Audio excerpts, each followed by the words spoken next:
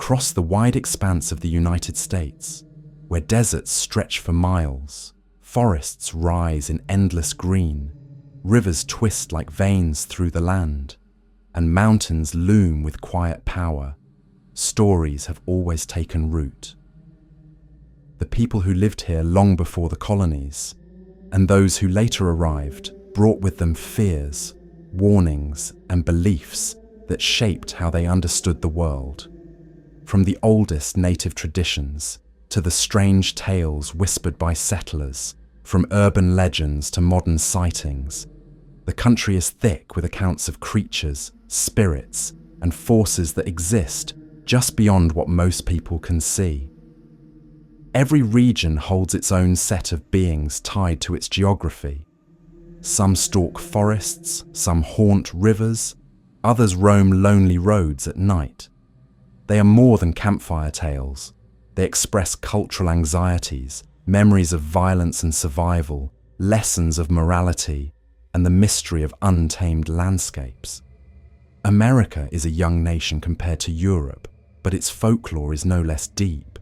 It blends the spiritual traditions of dozens of indigenous peoples with European superstitions, African stories carried by enslaved communities, and the inventions of frontier life. In the mixing of these cultures, myths took on new shapes. A figure that might resemble a European demon became a swamp monster in Louisiana. A tale of spectral horses became a native sky god retold in frontier journals. A hunger spirit from the northern forests became a frightening symbol of greed in stories passed to children. Folklore here is layered and constantly evolving, alive in every generation.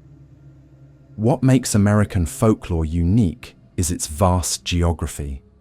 The swamps of the South, the deserts of the Southwest, the plains of the Midwest, the forests of the Pacific Northwest, all have their own guardians and threats.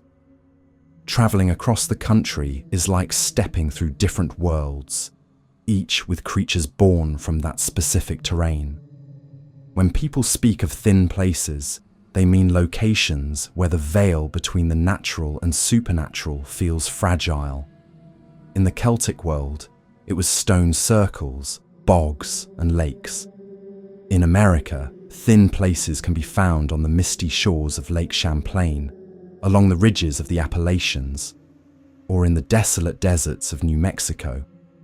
Travelers often describe strange lights in the distance, unexplainable sounds in the dark, or figures glimpsed only at the edge of vision. The stories form a map of unease across the nation. Some tales are frightening, warning of spirits that prey upon the careless. Others are protective, explaining guardian animals or ancestral beings that guide the living. All of them shape how people experience the land around them. The earliest folklore comes from native peoples, whose traditions are far older than the United States itself. These myths are not simply ghost stories, but entire systems of understanding existence. The Thunderbird, for instance, was not only a monstrous bird, but a sky spirit tied to storms, respected and feared for the destruction and fertility it brought. The Wendigo, a figure of starvation and cannibalism, carried deep meaning about the dangers of greed, selfishness, and the breakdown of community.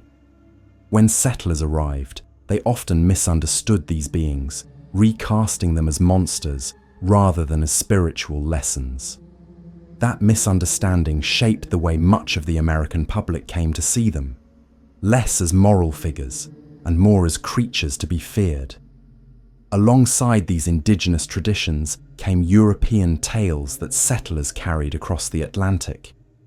The old beliefs about witches, demons, and spirits blended with new experiences in the wilderness. In the dense woods of New England, colonists claimed to hear voices, to see fires where no person lived, or to witness animals behaving strangely. Many of these accounts fed into the witch trials and the panic of the 17th century, but others endured in rural communities as cautionary stories.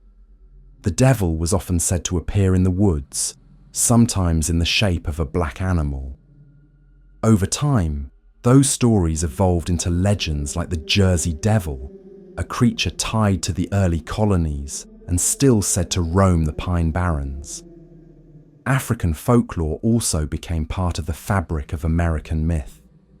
Enslaved people carried with them stories of spirits, shapeshifters, and trickster figures. In the brutal reality of slavery, these stories offered strength, coded warnings, and hope. In Louisiana, African traditions blended with Catholic imagery and native beliefs to form a rich landscape of spirits, hauntings, and rituals. The Rougarou, a werewolf figure of the Bayous, carries traces of European werewolf lore, but also the spiritual context of African and indigenous roots. This fusion is typical of American folklore. No myth here exists in isolation. Each is a collision of cultures, redefined by local fears and landscapes. What makes American legends so compelling is their adaptability. They do not remain confined to dusty archives, but continue to appear in newspapers, on radio shows, and in online forums. When a driver in New Jersey reports a winged creature near the road, they are extending the Jersey Devil into the modern era. When hikers in Oregon describe seeing a massive figure among the trees, they are contributing to the Bigfoot story, adding to a tradition that stretches back centuries. The creatures evolve, but their essence remains the same. They are warnings about the unknown, reflections of cultural tension, and symbols of landscapes that resist full control. The geography of America makes it easy to imagine that such beings exist. The forests of the Pacific Northwest stretch so far that entire valleys remain rarely touched by humans. The deserts of Arizona and New Mexico are so vast that one can travel for hours without seeing another soul. The swamps of Louisiana and Florida hide countless corners of dark water where anything could lurk. Even in urban areas, abandoned buildings, bridges, and tunnels serve as new stages for folklore. America is a place where the sense of scale itself encourages stories about what might live in the shadows. Folklore also thrives because America is a nation of storytellers. Frontier life encouraged tall tales, exaggerated accounts of strange happenings, and legends about figures larger than life. Some of these became comical, like Paul Bunyan and his Blue Ox Babe, while others veered into horror, such as tales of headless spirits or haunted mines. Storytelling was entertainment, but also a way of transmitting warnings. The Vanishing Hitchhiker, for example, became one of the most widespread American ghost stories, warning drivers of lonely roads and sudden tragedy. Stories filled the gaps where explanation failed. A fisherman who vanished in a lake was said to have been taken by Champ, the lake monster of Lake Champlain. A farmer whose cattle sickened was said to have been cursed by a witch. These explanations made sense in a world where survival was always uncertain. Modern America still clings to these stories. Television shows, films, and books reimagine them constantly. Communities even build identities around them. Point Pleasant in West Virginia celebrates the Mothman with a festival, a museum, and a statue. Fuke, Arkansas, embraces the legend of the Boggy Creek Monster. Lake Champlain has Champ as a mascot. These local identities show that folklore is not only a record of fear, but also a source of pride, a unique cultural marker that sets one region apart from another. The line between tourism and tradition blurs, but the legends remain alive. At the heart of all this is a simple truth. America is a land of stories because it is a land of contrasts. It has immense natural beauty, but also danger. It has history both rich and violent. It is built on layers of cultures, each adding their own voice. The result is a folklore tradition unlike any other, one that includes both ancient spirits tied to the natural world and modern creatures born in the age of highways and electric lights. To step into this tradition is to travel across a vast landscape of belief. We begin in the southwest, where the story of a weeping woman has haunted riversides and villages for centuries. A figure both terrifying and tragic, she embodies the pain of loss and the danger of water at night. Those who hear her cry know that she is close and that her presence is never a blessing. Her name is La Llorona, and her legend is one of the most enduring tales of America. The story of La Llorona, the Weeping Woman, is one of the most widespread and haunting legends across the American Southwest, though its roots stretch deep into Mexican and Latin American tradition. Her tale has crossed borders with migrating families, adapted to different regions, and survived generation after generation. To this day, children are warned not to wander near rivers at night for fear that they may hear her cries and be lured toward her watery grasp. She is at once a ghost, a cautionary figure, and a symbol of grief that cannot be contained by death. The most familiar version begins with a woman of striking beauty. In many tellings, she is of humble origin, though her beauty captures the attention of a wealthy man. Their relationship blossoms, but with time his affection fades. In some stories, he leaves her for another woman of equal or greater social standing. In others, he simply grows tired of her and abandons her with the children they share. Consumed by rage and despair, she commits an act so horrific it seals her fate forever. In a fit of madness, she drowns her children in a river. The instant she realizes what she has done, grief overwhelms her, and she wanders the banks, screaming and sobbing. She herself dies, either by her own hand or by wasting away in misery. But even in death, she finds no peace. Her spirit returns, trapped between worlds, condemned to search for the children she destroyed, wailing in eternal sorrow. Her cry is her most terrifying mark. Those who claim to have heard it describe it as piercing, chilling, and unforgettable. It cuts through the silence of the night, sometimes distant, sometimes unnervingly close. A pattern emerges in many accounts. When the cry sounds near, it means she is far away. When it sounds far, she is dangerously close. This reversal heightens the fear. To hear La Llorona weeping is to be caught in a deadly game of distance and deception. Many insist that those who hear her cry will meet with tragedy, whether through accident, drowning, or illness. The legend has no single fixed origin, which is part of its power. Some historians trace its beginnings to the early colonial period of Mexico, linking it to indigenous myths of spectral women who appear by water. The Aztec goddess Cihuacoatl, for instance, was associated with motherhood and is sometimes described as weeping for her lost children, a possible pre-Columbian echo of the later tale. Others tie the story to the traumatic violence of colonization itself, interpreting La Llorona as a symbol of a people mourning what was lost. Over centuries, her story absorbed European elements of the wandering ghost and Catholic notions of penance and sin. By the time the legend spread north into the territories that would become the American Southwest, it was fully formed, but it continued to shift with local retellings. In New Mexico, families describe La Llorona roaming the Rio Grande, searching for her drowned children. In Texas, she haunts irrigation canals and creeks. In Arizona, she is said to wander desert washes when the monsoon rains fill them with sudden dangerous floods. No matter the location, the theme is the same. She is tied to water, and water in turn is tied to death. For communities in arid landscapes, rivers were lifelines, but also sites of danger.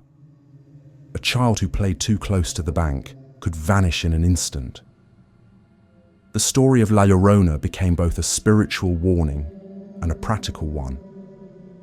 Stay away from the river at night, for tragedy waits there. Parents often used her tale as discipline. To this day, many children are told that if they misbehave, La Llorona will come for them. In these tellings, she is not simply a ghost bound by her own grief, but an active predator seeking to take more children to replace her own. This fear-based morality tale ensured that the story would not die, because it had a social function. Children grew up hearing her name whispered with dread, and they passed it on to their own children in turn. The figure of La Llorona is not always purely terrifying. In some interpretations, she is a tragic symbol of betrayal and female suffering. She is the woman wronged, driven to madness by a man's abandonment, forever punished for her grief. In this light, her legend reflects centuries of gendered expectation, where women's worth was measured in beauty, loyalty, and motherhood. When she lost her partner and, in turn, her children, she lost everything society valued, and her punishment became eternal. In recent decades, scholars and storytellers have reclaimed her story, seeing her not just as a monster, but as a figure of resistance, a reminder of injustices endured by women throughout history. Her legend also crosses into the paranormal, with countless modern reports of sightings and encounters. Police officers in New Mexico tell of calls late at night where locals report hearing a woman sobbing by canals, only for the area to be deserted. Motorists along rural Texas highways claim to have seen a white-clad woman walking near a riverbank, vanishing when headlights reached her. Families near El Paso recount hearing cries carried on the wind, so clear that dogs bark and children wake in fear, though no one can be found outside. These stories persist because they resonate with something universal: the sound of grief in the night, unexplainable and haunting. There are variations that complicate the story further. In some regions, La Llorona is portrayed as a woman who was betrayed by her husband's infidelity and killed her children in revenge against him. In others, she is said to take the form of a beautiful woman who lures men into the dark, only revealing her skeletal face before dragging them to their deaths. These variations reveal the flexibility of folklore, where the same figure can embody different fears depending on the audience. For children, she is the punisher of disobedience. For men, she is the danger of temptation. For women, she is the embodiment of sorrow and betrayal. Folklore does not remain static, and La Llorona proves this. She has entered popular culture in countless ways, appearing in films, television shows, literature, and music. Horror movies have turned her into a global figure, though often stripped of her cultural context. For those who grew up hearing her story whispered by grandparents, these Hollywood versions can feel distant from the true legend.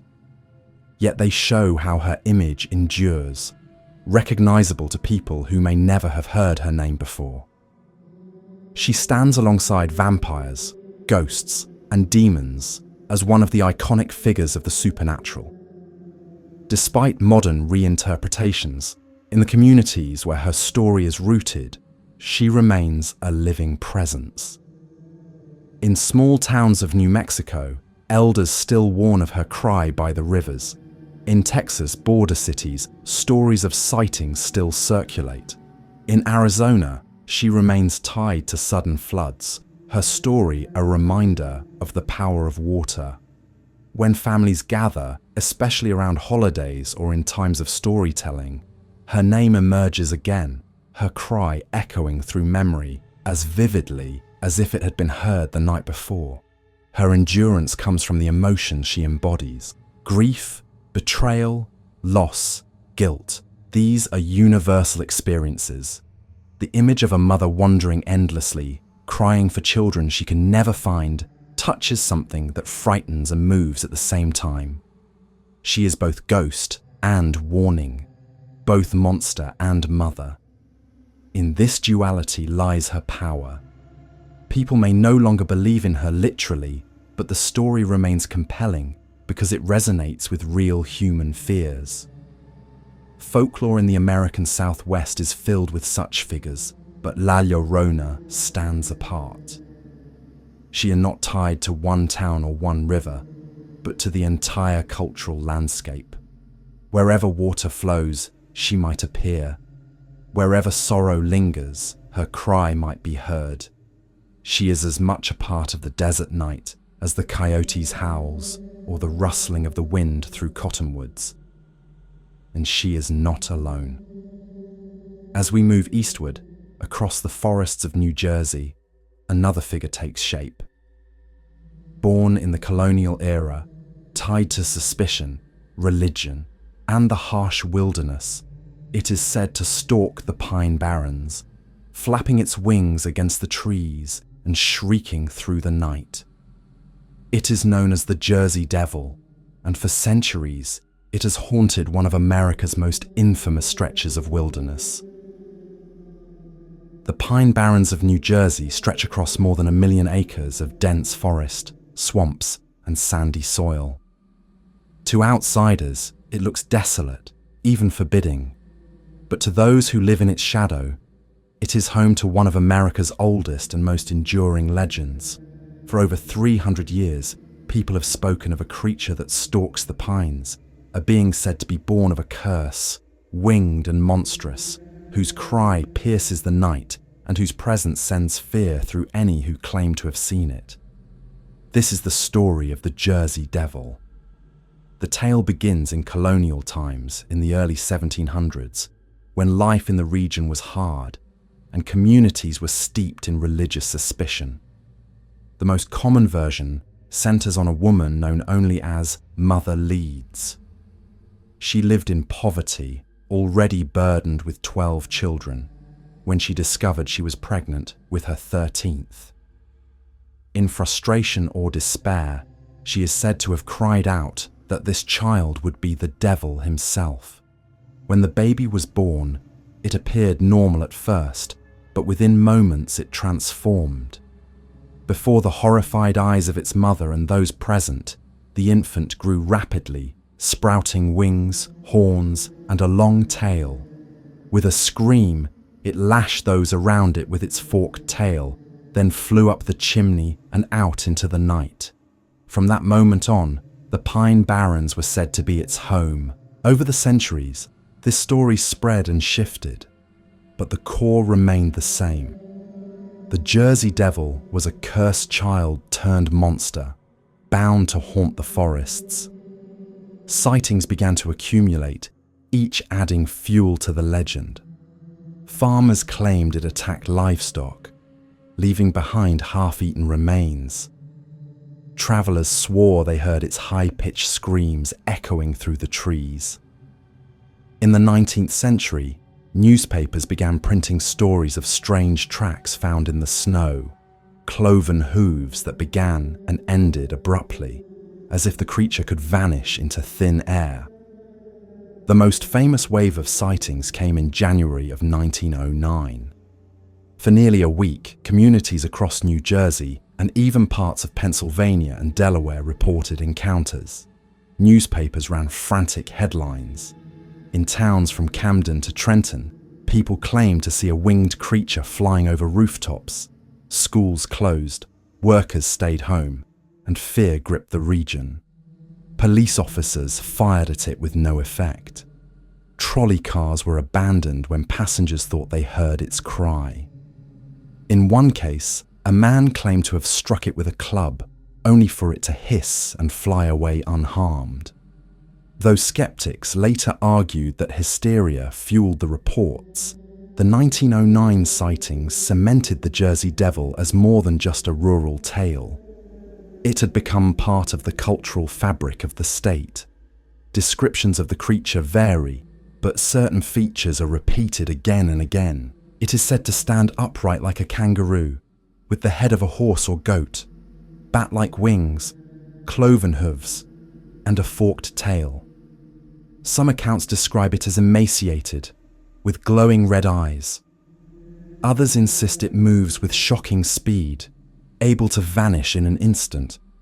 Its cry is always described as unnatural, a mix of a scream and a howl, cutting through the quiet of the forest.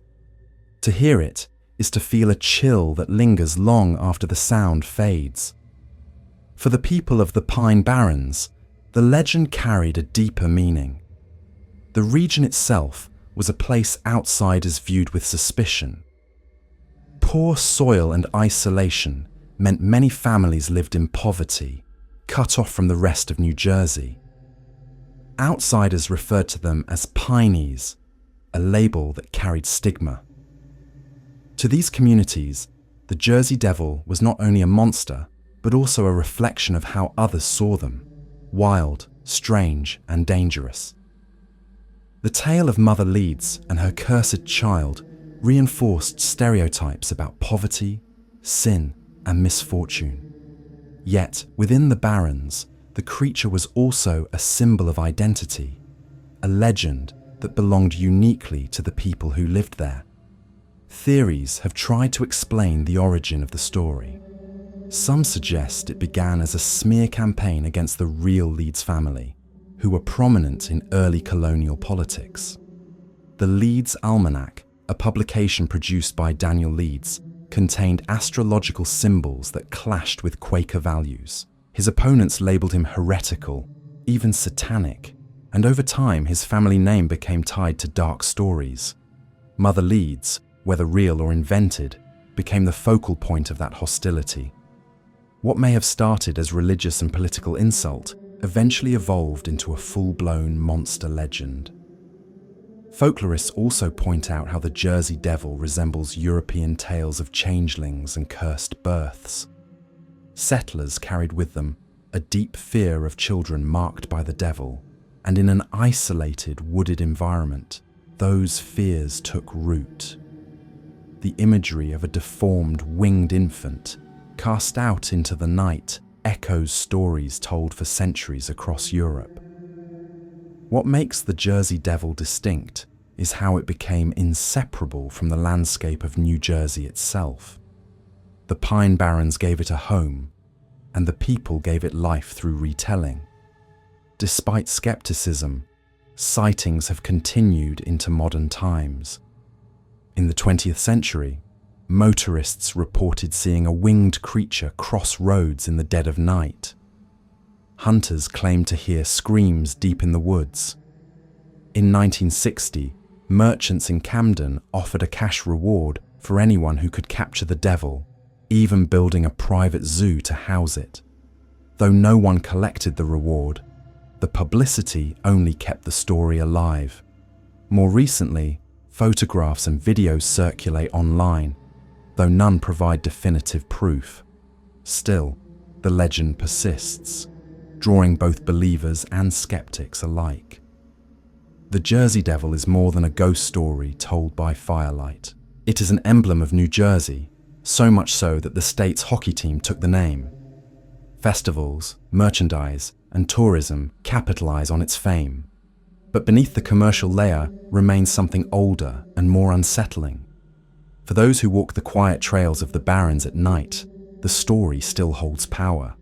The wind in the trees, the rustle of unseen movement, the echo of a distant cry. It is enough to make even the most skeptical pause and wonder.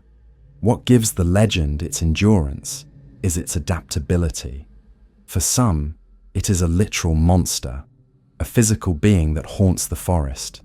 For others, it is a symbol of New Jersey's wild heart, a reminder that even in one of the most densely populated states, there remain places untouched and mysterious.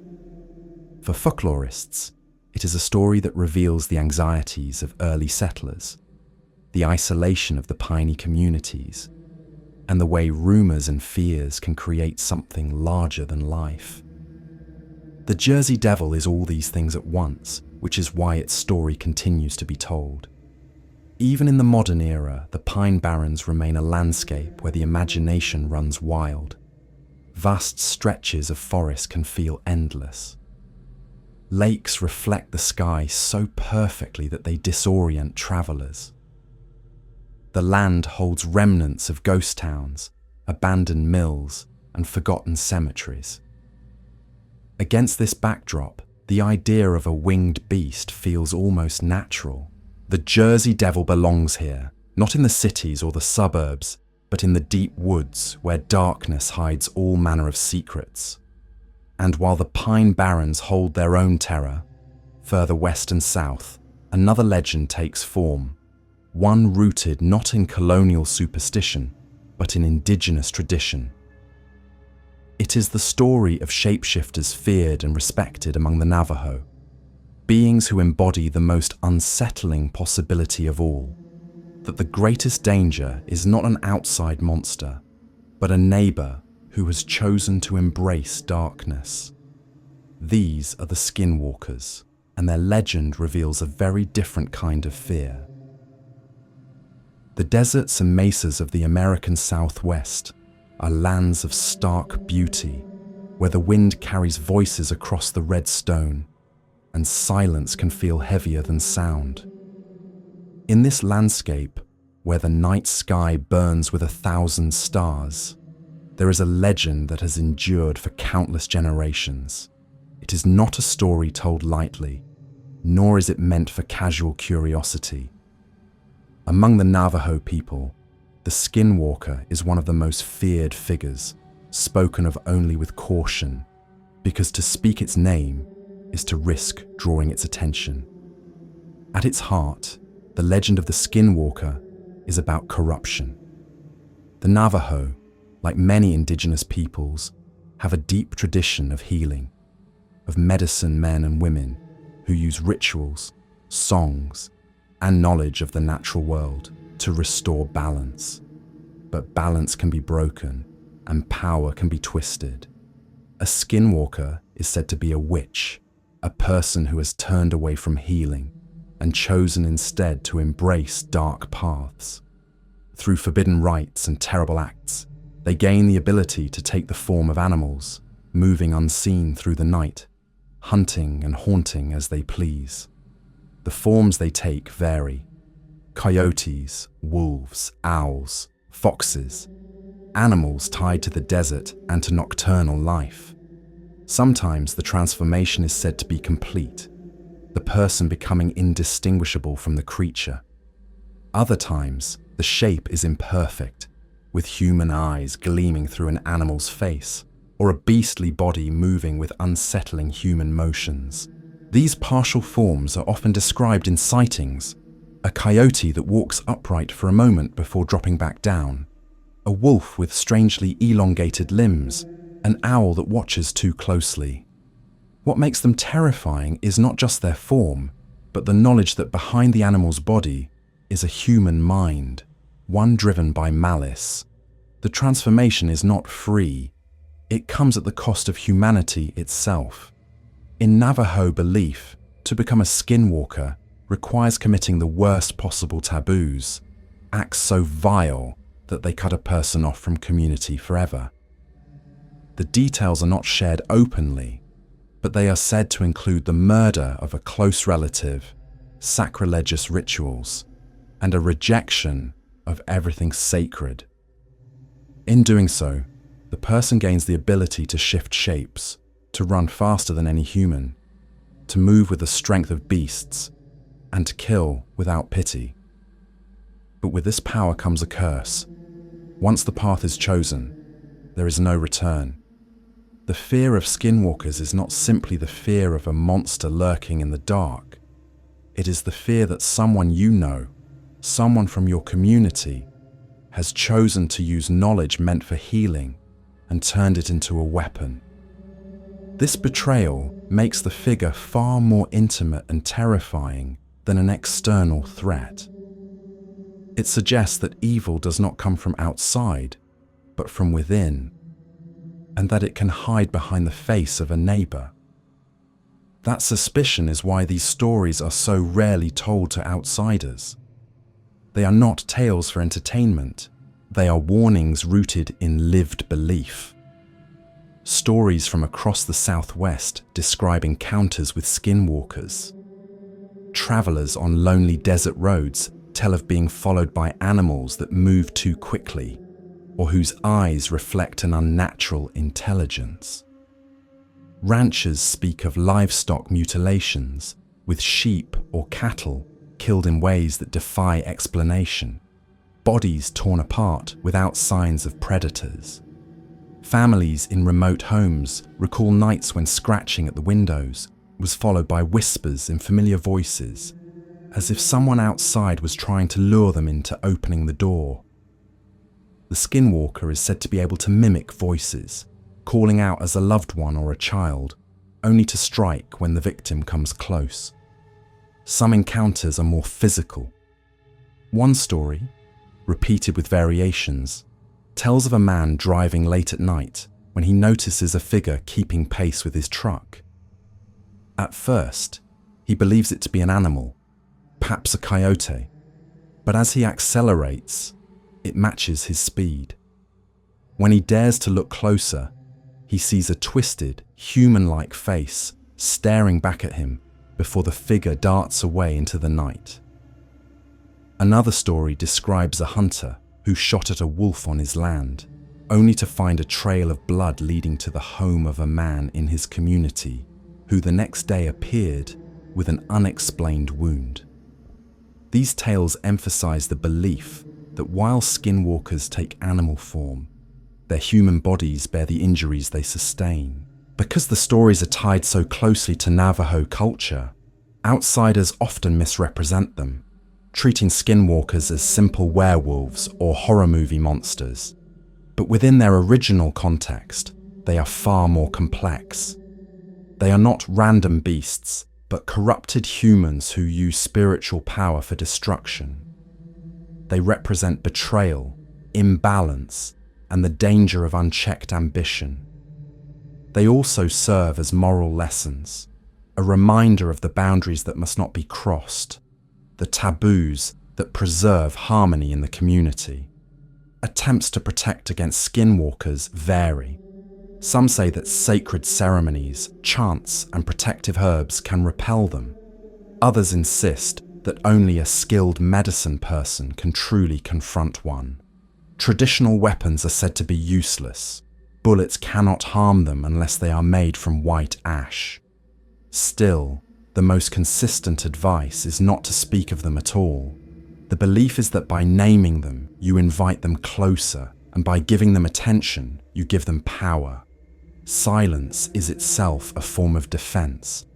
In modern times, the skinwalker legend has crossed into wider culture, often in distorted ways. Television shows, books, and films portray them as generic shapeshifters, divorced from the cultural weight they carry. This commercialization troubles many Navajo people, who see it as a disrespectful use of sacred beliefs. Yet even as outsiders sensationalize the stories, within Navajo communities, the fear remains real. Skinwalkers are not treated as fiction, but as living dangers, part of the unseen world that continues to affect daily life. Perhaps the most famous site connected to these stories is a ranch in Utah, widely known as Skinwalker Ranch. There, reports of strange lights, animal mutilations, and bizarre creatures have fueled decades of speculation. While many of the accounts are sensationalized for media, the very name shows how powerful the legend has become. The association of unexplained phenomena with skinwalkers reflects their place as a symbol of the unknown, the unexplainable, and the deeply feared. The legend of the skinwalker, unlike many American tales, is not meant to be shared casually. It is not a carnival mascot or a festival attraction. It is a living part of Navajo spirituality and history, bound to ideas of balance, community, and taboo. For those outside the culture, it is essential to approach with respect, understanding that these are not myths in the distant past, but beliefs that still carry weight in the present. The skinwalker is terrifying, not because it is a monster from another world, but because it is human. It embodies the possibility that anyone can choose darkness, that the knowledge meant to heal can be twisted to harm, and that the most familiar face can hide the deepest corruption. In the silence of the desert night, when coyotes howl and shadows move across the sagebrush, that possibility feels close, too close. And yet, the desert is not the only place where hunger and corruption take shape. Further north, in the frozen forests of the Great Lakes and Canada, another figure stalks the imagination. It is not a shapeshifter, but a spirit of starvation and greed, a gaunt creature that hungers endlessly and feeds on human flesh. Where the winter is harshest, where survival itself has always been a struggle, the Wendigo waits. In the northern forests, where winters bite with merciless cold and the trees groan under heavy snow, people have long told of a being that embodies hunger itself. The Wendigo is not merely a creature of fright, it is a lesson carved into the heart of survival in some of the harshest climates on Earth. Among the Algonquin-speaking peoples of the Great Lakes, Canada, and parts of the northern United States, the Wendigo is the spirit of insatiable appetite, the shadow of famine, and the personification of greed when pushed to its darkest edge. The legend begins with the reality of winter. Before modern conveniences, the cold season in these regions was not simply uncomfortable, it was deadly. Food supplies ran thin, game grew scarce, and communities lived on the edge of survival. Starvation was not rare, and the temptation of desperate acts lingered close. Against this backdrop, the Wendigo emerged as a warning and as an explanation, a way of giving shape to the fears that winter brought. To see it in one's dreams, or to hear its name whispered in the forest, was to know that hunger could consume more than the body. It could devour the soul. Descriptions of the Wendigo vary, but all agree on its unnatural form. It is said to be impossibly tall, towering above the trees, with a body wasted to skin and bone, yet still swollen with grotesque hunger. Some accounts describe it with the head of a deer or moose, antlers protruding from its skull, its eyes glowing with a cold fire. Others portray it as purely human-shaped, gaunt and skeletal, lips torn away from gnashing teeth. In every telling, its body is marked by emaciation and decay, and its heart is said to be made of ice. Its voice is a low, mournful cry that echoes through the pines, chilling all who hear it. The Wendigo does not merely kill, it consumes. Those who fall to it are devoured, their flesh torn apart in a frenzy of endless appetite. But the legend goes further. To become a Wendigo is not only to be attacked by one, but also to be overtaken by its spirit. In times of famine, if a person resorted to cannibalism, even in desperation, they were believed to fall under the Wendigo's influence, transforming into the very monster they feared. In this way, the story served as a cultural boundary, a moral law stronger than any written code. No matter how desperate, no matter how starving, one must never consume the flesh of another. To do so was to lose one's humanity and to become a Wendigo forever. The Algonquin peoples did not see the Wendigo as a distant fairy tale. It was a real and present danger. Medicine men and shamans told of cases where individuals displayed symptoms of being overtaken by the Wendigo spirit, uncontrollable cravings, violent behavior, and visions of endless hunger. These cases were treated with the utmost seriousness. Rituals were performed to drive out the spirit, but if a person was beyond saving, they might be executed for the safety of the community. Historical records from fur traders, missionaries, and settlers describe such cases, sometimes with skepticism, sometimes with horror. One of the most infamous was the case of Swift Runner, a Cree man who, during the winter of 1878, killed and ate his family despite being near supplies. His crime was understood by local people as Wendigo possession, a chilling real-world example of the legend's grip on the imagination. What makes the Wendigo so haunting is its symbolic power. It is not just about hunger, it is about greed without end. Some traditions say that each time the Wendigo consumes a victim, it grows larger, its appetite expanding with its body, so that it can never be full. No matter how much it eats, its stomach is always empty, its hunger always gnawing. This endless appetite became a metaphor for imbalance, for selfishness that destroys community, to hoard resources, to take more than one's share, to betray others in pursuit of survival. These were the seeds of Wendigo behavior. The story became a way of teaching that survival was collective, not individual, and that greed was as dangerous as starvation itself. The Wendigo also served as a map of the landscape. The northern forests are vast, silent, and at times crushingly lonely. To wander too far in winter, to lose sight of the campfires, was to risk death. The Wendigo, in this sense, was a guardian of boundaries, warning people not to stray into the wilderness unprepared. Its cry in the forest was a reminder of the dangers that waited in the cold. Even now, those who camp in these woods speak of eerie feelings, as if being watched, or of sudden winds that howl through the trees with voices that seem almost human. These sensations keep the story alive, passed on to new generations as both legend and warning. As with many indigenous legends, the Wendigo has been transformed by outside retellings. European settlers often misunderstood it, flattening the complex spiritual figure into a simple monster story. In the 20th century, it entered popular culture in horror films, books, and even comic books, usually depicted as a giant beast or a cannibalistic ghoul. While these portrayals capture its frightening appearance, they often strip away the cultural meaning.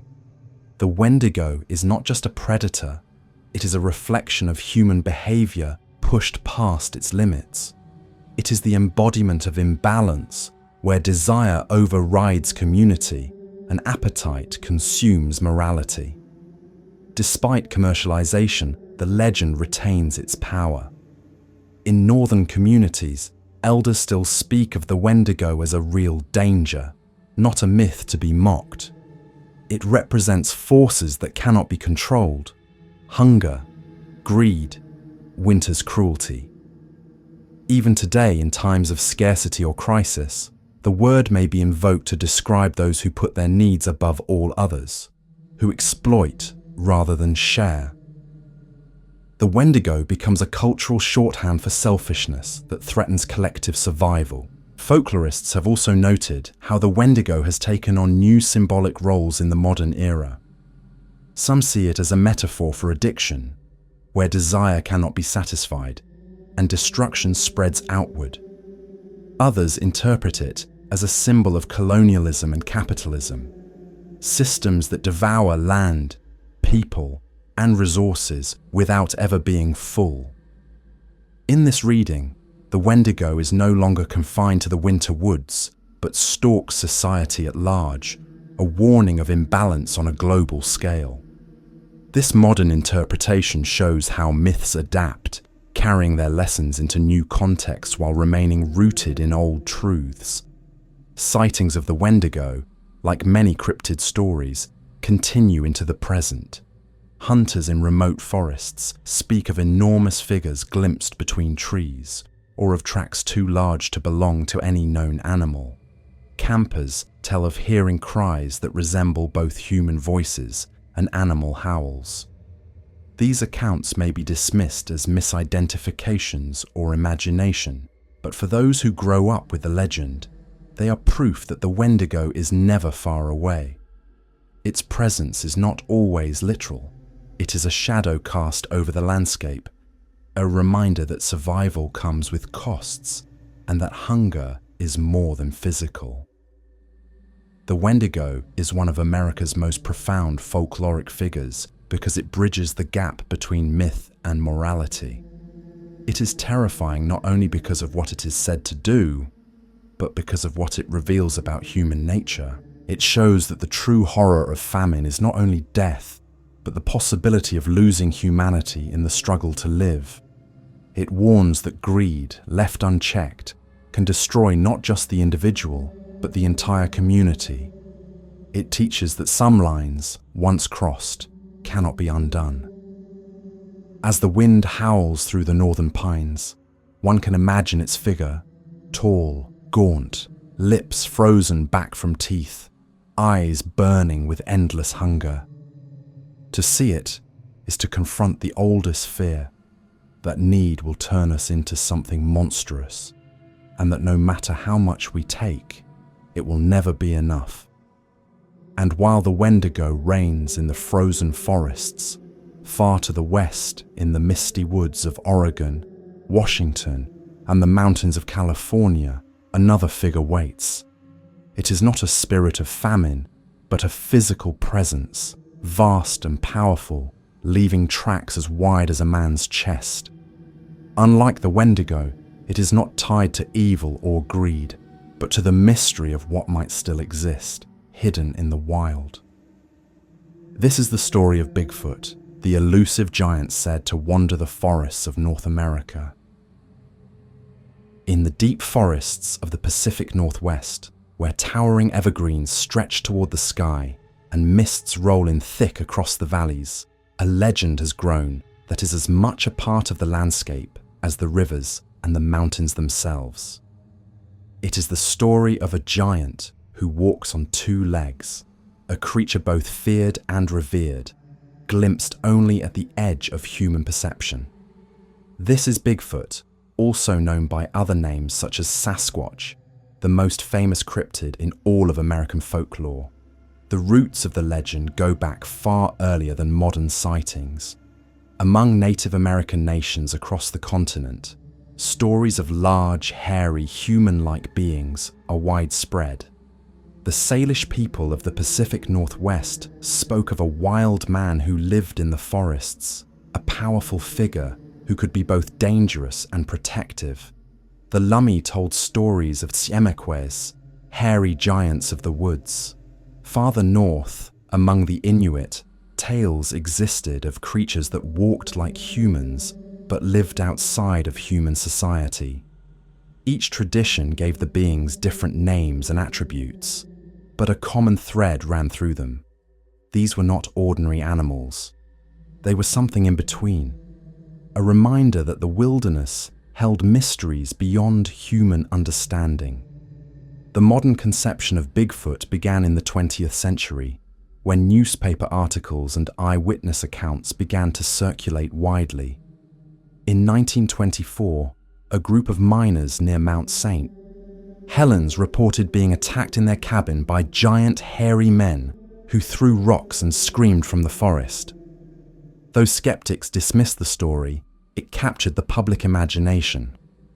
Over the decades that followed, sightings multiplied. Hunters, hikers, and loggers reported enormous footprints in the mud, strange cries in the night, and brief glimpses of towering figures moving among the trees. The name Bigfoot itself emerged in 1958, when a construction crew working in Northern California found massive footprints pressed deep into the ground. The story was picked up by local newspapers, then by the Associated Press, and suddenly the legend became national news. Although some of the prints were later admitted to be hoaxes, the name stuck, and the modern era of Bigfoot hunting began. From that point onward, Bigfoot was no longer just a regional tale. It was a cultural phenomenon. Descriptions of the creature are remarkably consistent across time and geography. Witnesses describe a being between 7 and 10 feet tall, covered in dark brown or black hair, with enormous feet measuring up to 24 inches long. Its face is often said to resemble both ape and human, with deep-set eyes and a heavy brow. The smell associated with it is described as overpowering, a stench of decay and musk that lingers in the air long after it has vanished. Its gait is unique, long, loping strides that suggest a creature both powerful and swift, moving through terrain with an ease no human could match. Perhaps the most famous piece of evidence is the Patterson-Gimlin film, shot in 1967 in Bluff Creek, California. The short clip shows a large, hairy figure walking upright before glancing back at the camera and disappearing into the trees. To this day, the film is debated. Some insist it is the clearest proof of Bigfoot's existence. Others argue it is an elaborate hoax. For believers, the film stands as iconic evidence, endlessly analysed frame by frame. For skeptics, it is a reminder that folklore thrives even without certainty. What makes Bigfoot compelling is not just the sightings, but what it represents. For some, it is a biological mystery, a surviving relic of an earlier hominid species, such as Gigantopithecus, a giant ape believed to have lived in Asia hundreds of thousands of years ago. For others, it is a spiritual or symbolic being, tied to native traditions of the wild man as guardian of the forest. Some even suggest it exists on the edge of the natural and supernatural, appearing and vanishing in ways that defy explanation. Each interpretation reflects the desires and fears of the people who tell the story. Encounters continue to be reported every year. In Oregon and Washington, campers describe hearing long, mournful howls echoing through the trees, unlike any known animal. Hunters report finding branches twisted high out of reach, as if something immense had passed through. In some cases, people claim direct sightings, a towering figure watching from the tree line, stepping into view for only a moment before slipping away. These stories rarely offer proof, but they persist because they capture the imagination. Bigfoot has also become a cultural icon. Festivals celebrate the creature in small towns across the Pacific Northwest. Merchandising, television shows, and even police departments use its image as a mascot. It has shifted from a figure of fear to one of fascination, embodying the allure of the wilderness itself. In an age where much of the world has been mapped and catalogued, Bigfoot represents the possibility that something still hides beyond human reach, a mystery that resists explanation. At the same time, the legend has its darker side. For those who live in remote areas, the idea of a massive, unknown creature lurking nearby is not just entertaining, it is unsettling. Hunters talk about the feeling of being watched, the silence of the forest breaking suddenly with heavy footfalls. Families in cabins speak of stones being thrown at their roofs in the night. Even those who dismiss the legend often admit that the wilderness holds secrets and that some sounds have no easy explanation. What separates Bigfoot from many other American legends is the sheer scale of belief. Surveys show that millions of people in the United States consider it plausible that the creature exists. Organizations dedicated to searching for evidence, collecting footprints, recording calls, setting up trail cameras, continue their work year after year. Though mainstream science remains unconvinced, the persistence of these groups shows that for many, Bigfoot is not just a story, but a possibility worth pursuing. Bigfoot also reflects something deeper about the American relationship with wilderness. The forests of the Pacific Northwest are vast, beautiful, and intimidating. To walk among the giant trees is to feel small, to sense the weight of time and nature pressing in. Bigfoot embodies that feeling, the reminder that the forest is not empty, that it is alive with presence, some of it unseen. It reminds us that humans are not the masters of every space, and that some corners of the world still belong to mystery. The legend is not confined to the Northwest. Reports of similar creatures come from nearly every region of North America. In Florida, the skunk ape is said to roam the swamps, its odor giving it its name. In the Appalachians, stories of wild men echo those of Bigfoot. In the Midwest, large hairy beings are spotted near rivers and cornfields. These regional variations show that the archetype of the wild man, the hairy giant, resonates deeply across cultures and landscapes. Each area adapts the figure to its environment, but the core remains the same. A being that is both human-like and other, walking the line between nature and myth. Bigfoot endures because it satisfies multiple human desires at once. It is frightening enough to be a monster, mysterious enough to be a puzzle, and human enough to reflect ourselves. It speaks to our longing for the unknown, our fear of being watched, and our respect for the power of nature. Whether it is real in flesh and blood or only in story, it is alive in the imagination, and that may be the most important truth of all. From the shadowed forests of the Northwest, our journey turns skyward. Across the plains and mountains, people speak of enormous birds, so vast their wings darken the sun, their cries echoing like thunder. These beings are not giants of the earth, but lords of the sky, and their legend is among the oldest in America. They are the Thunderbirds, creatures of storm and power, whose wings beat in rhythm with lightning itself. High above the earth, where clouds gather in towering formations and lightning cracks across the horizon, there is a presence said to move with the storm itself. For countless generations, among the indigenous peoples of North America, the Thunderbird has been a figure of awe, power, and mystery.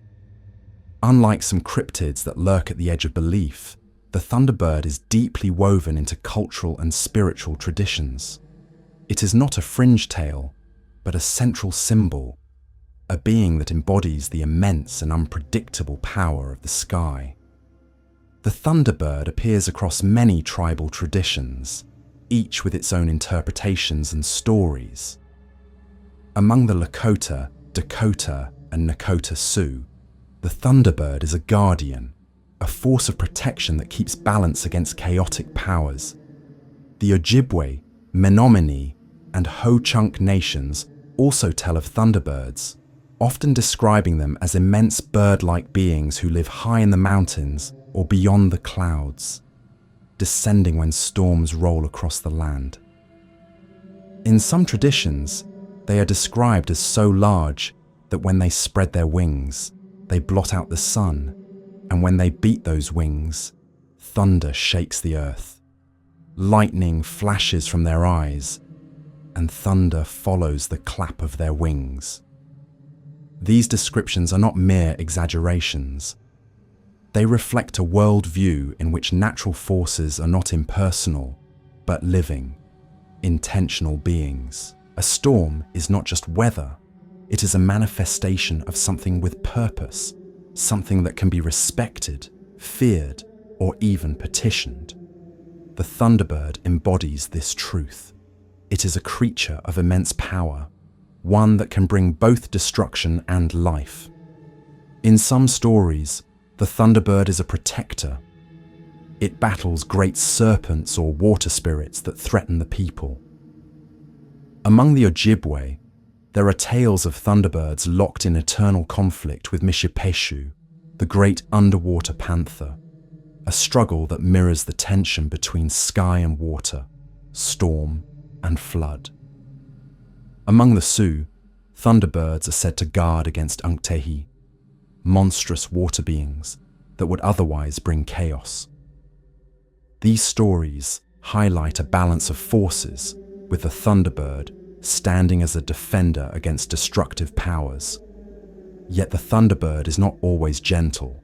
Storms can bring life to the land, but they can also bring devastation. Thunderbirds are therefore figures of fear as much as reverence. To see one is a sign of immense significance, but it can also mean danger. In some traditions, their anger could bring tornadoes, floods, or lightning strikes. To disrespect the Thunderbird or to misuse its power was to invite catastrophe. Accounts of Thunderbirds are not confined to sacred stories. For centuries, reports have emerged from across North America of people claiming to see enormous birds unlike any known species. In the 19th and early 20th centuries, newspapers occasionally carried sensational reports of giant birds seen soaring above towns, or even attacking livestock. One of the most famous cases came from Illinois in 1977, when two large birds were said to have swooped down and lifted a young boy a short distance off the ground before dropping him unharmed. The incident sparked panic in the community and renewed belief in the Thunderbird as a living reality. Witnesses typically describe these birds as far larger than eagles or condors, with wingspans said to reach 20 feet or more.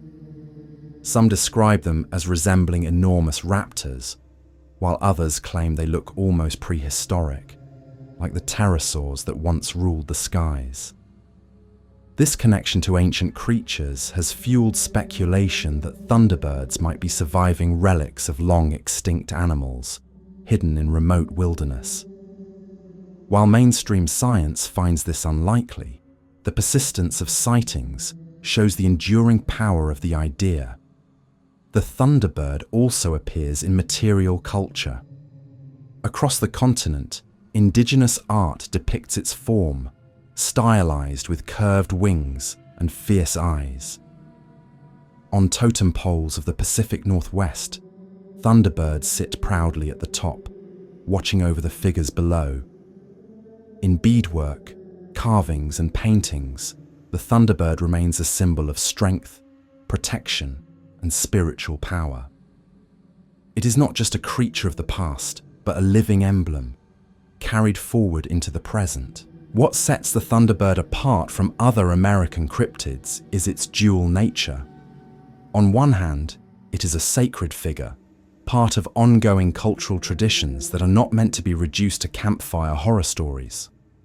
On the other, it has entered popular imagination as a cryptid, a mysterious giant bird that might still soar above the forests and plains.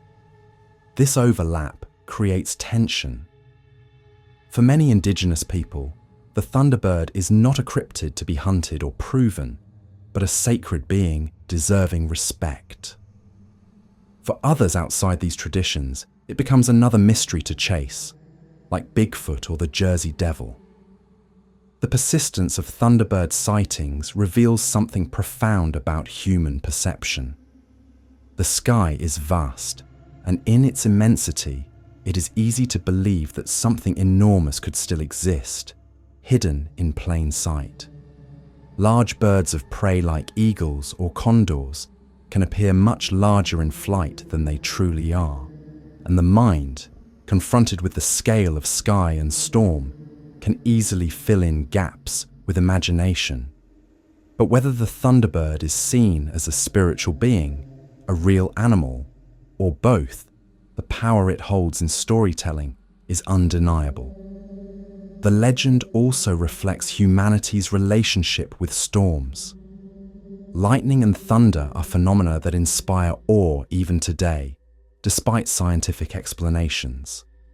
For people who lived close to the land, dependent on the cycles of rain and sun, these forces were matters of life and death. The Thunderbird embodied that reality, serving as a reminder that power is always double-edged, capable of sustaining or destroying.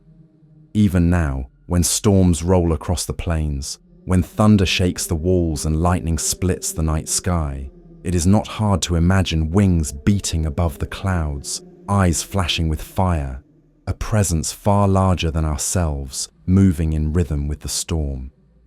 The Thunderbird is still with us, not only in cultural traditions and reported sightings, but in the very way storms make us feel small, humbled, and aware of forces beyond our control. And while the Thunderbird rules the skies, there are legends tied not to the heavens, but to the shadows of lonely towns and bridges. In West Virginia, a figure with glowing red eyes and massive wings terrified a community in the 1960s, leaving behind stories of prophecy and disaster. That being has become one of the most famous American legends of all. It is called the Mothman, and its story is as unsettling as any in modern folklore.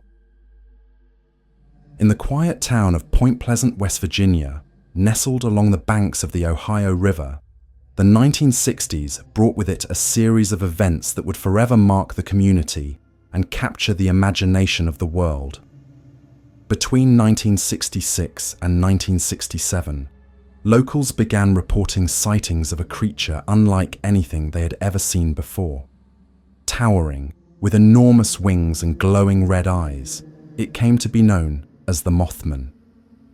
What followed was not simply a string of strange encounters, but an atmosphere of dread, a sense that something was coming. The Mothman became more than a cryptid.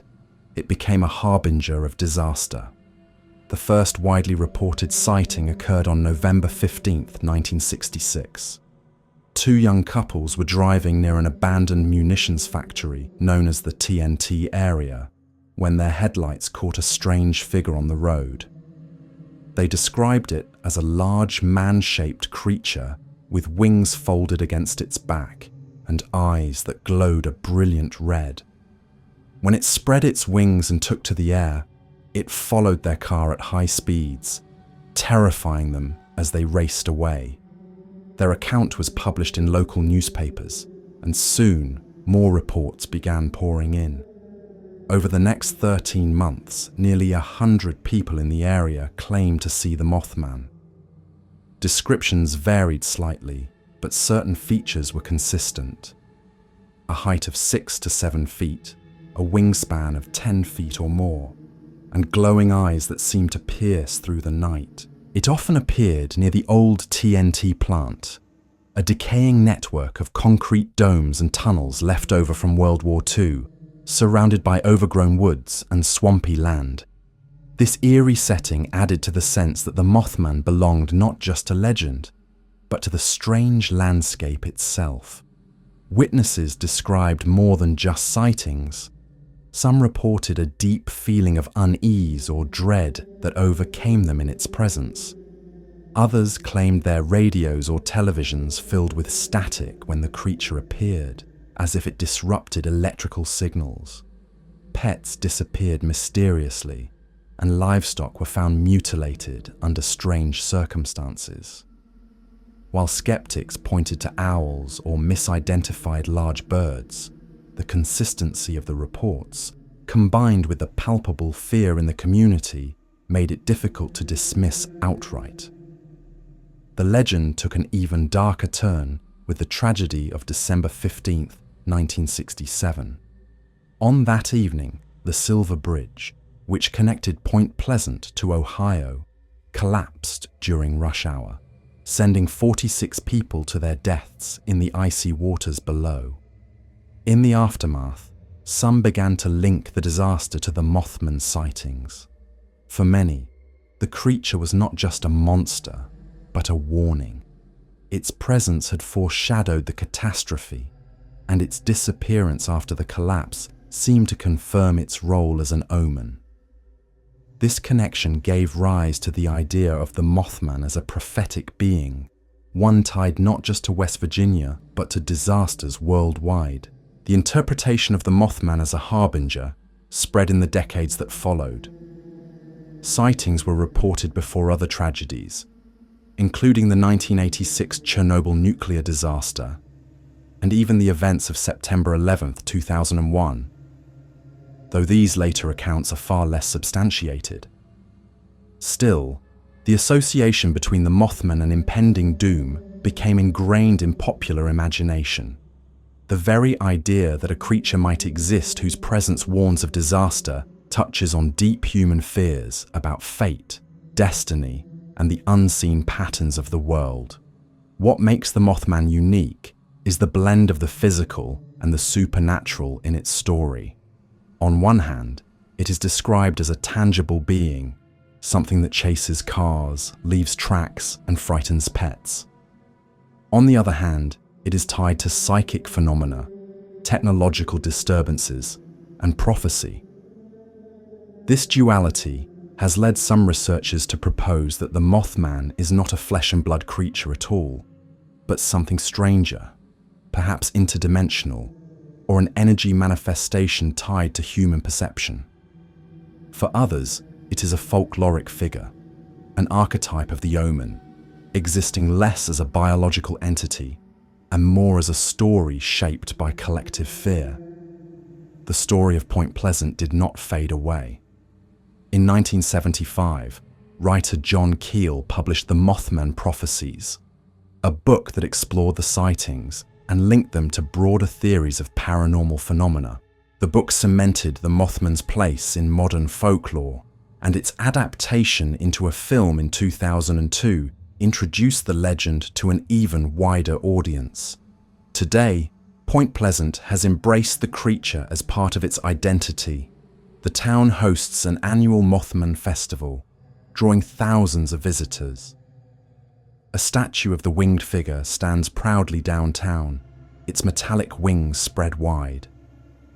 What once was a source of terror has become a symbol of pride, curiosity, and community. Yet beneath the tourism and the pop culture iconography, the original fear remains haunting. For those who lived through the 1960s sightings, the Mothman was not an amusing story. It was a shadow that loomed over their lives, a sign that something was deeply wrong. Whether the creature was real or imagined, its effect was tangible, shaping how people saw their town, their future, and their safety. Even now, some locals will not speak of it, as if the memory carries too much weight. The Mothman resonates because it embodies uncertainty.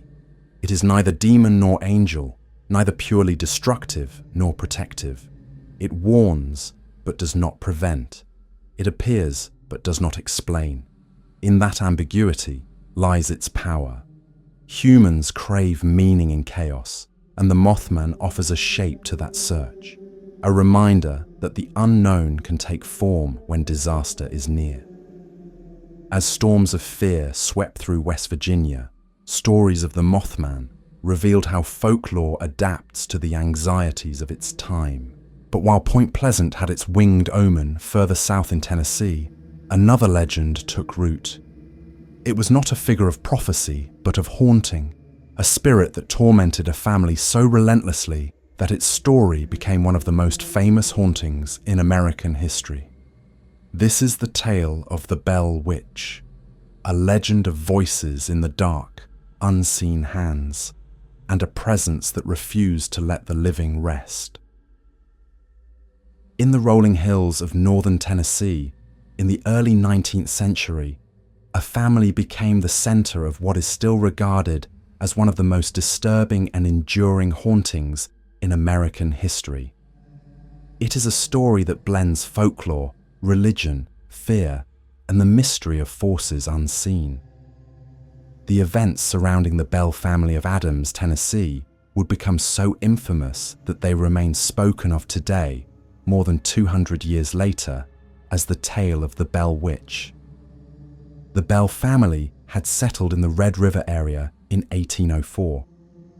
John Bell, the patriarch, was a respected farmer, a man of means in a rural community. For more than a decade, his family lived in relative peace on their land. But in 1817, strange occurrences began to disturb their lives, events that would escalate from the peculiar to the terrifying. It began with sightings of strange animals on the property. creatures too large, with appearances that did not match anything known to the Bells or their neighbours.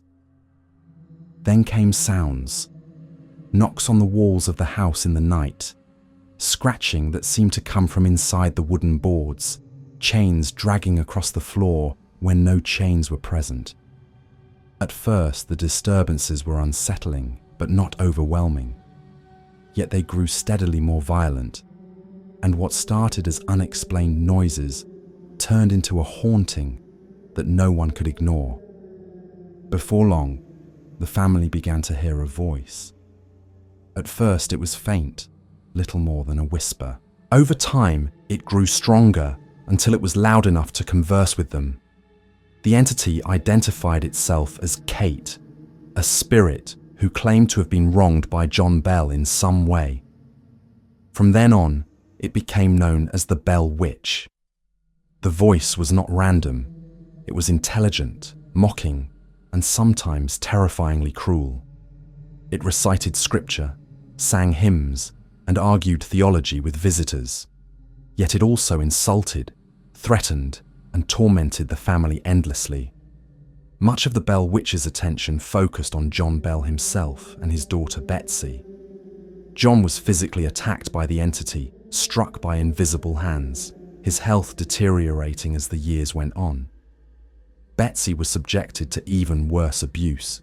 She was slapped, pinched, and left with welts from blows no one could see delivered. At times, her hair was pulled violently, her screams filling the house as her family tried helplessly to protect her from an attacker they could not fight. The cruelty was relentless, and it left the family exhausted and frightened.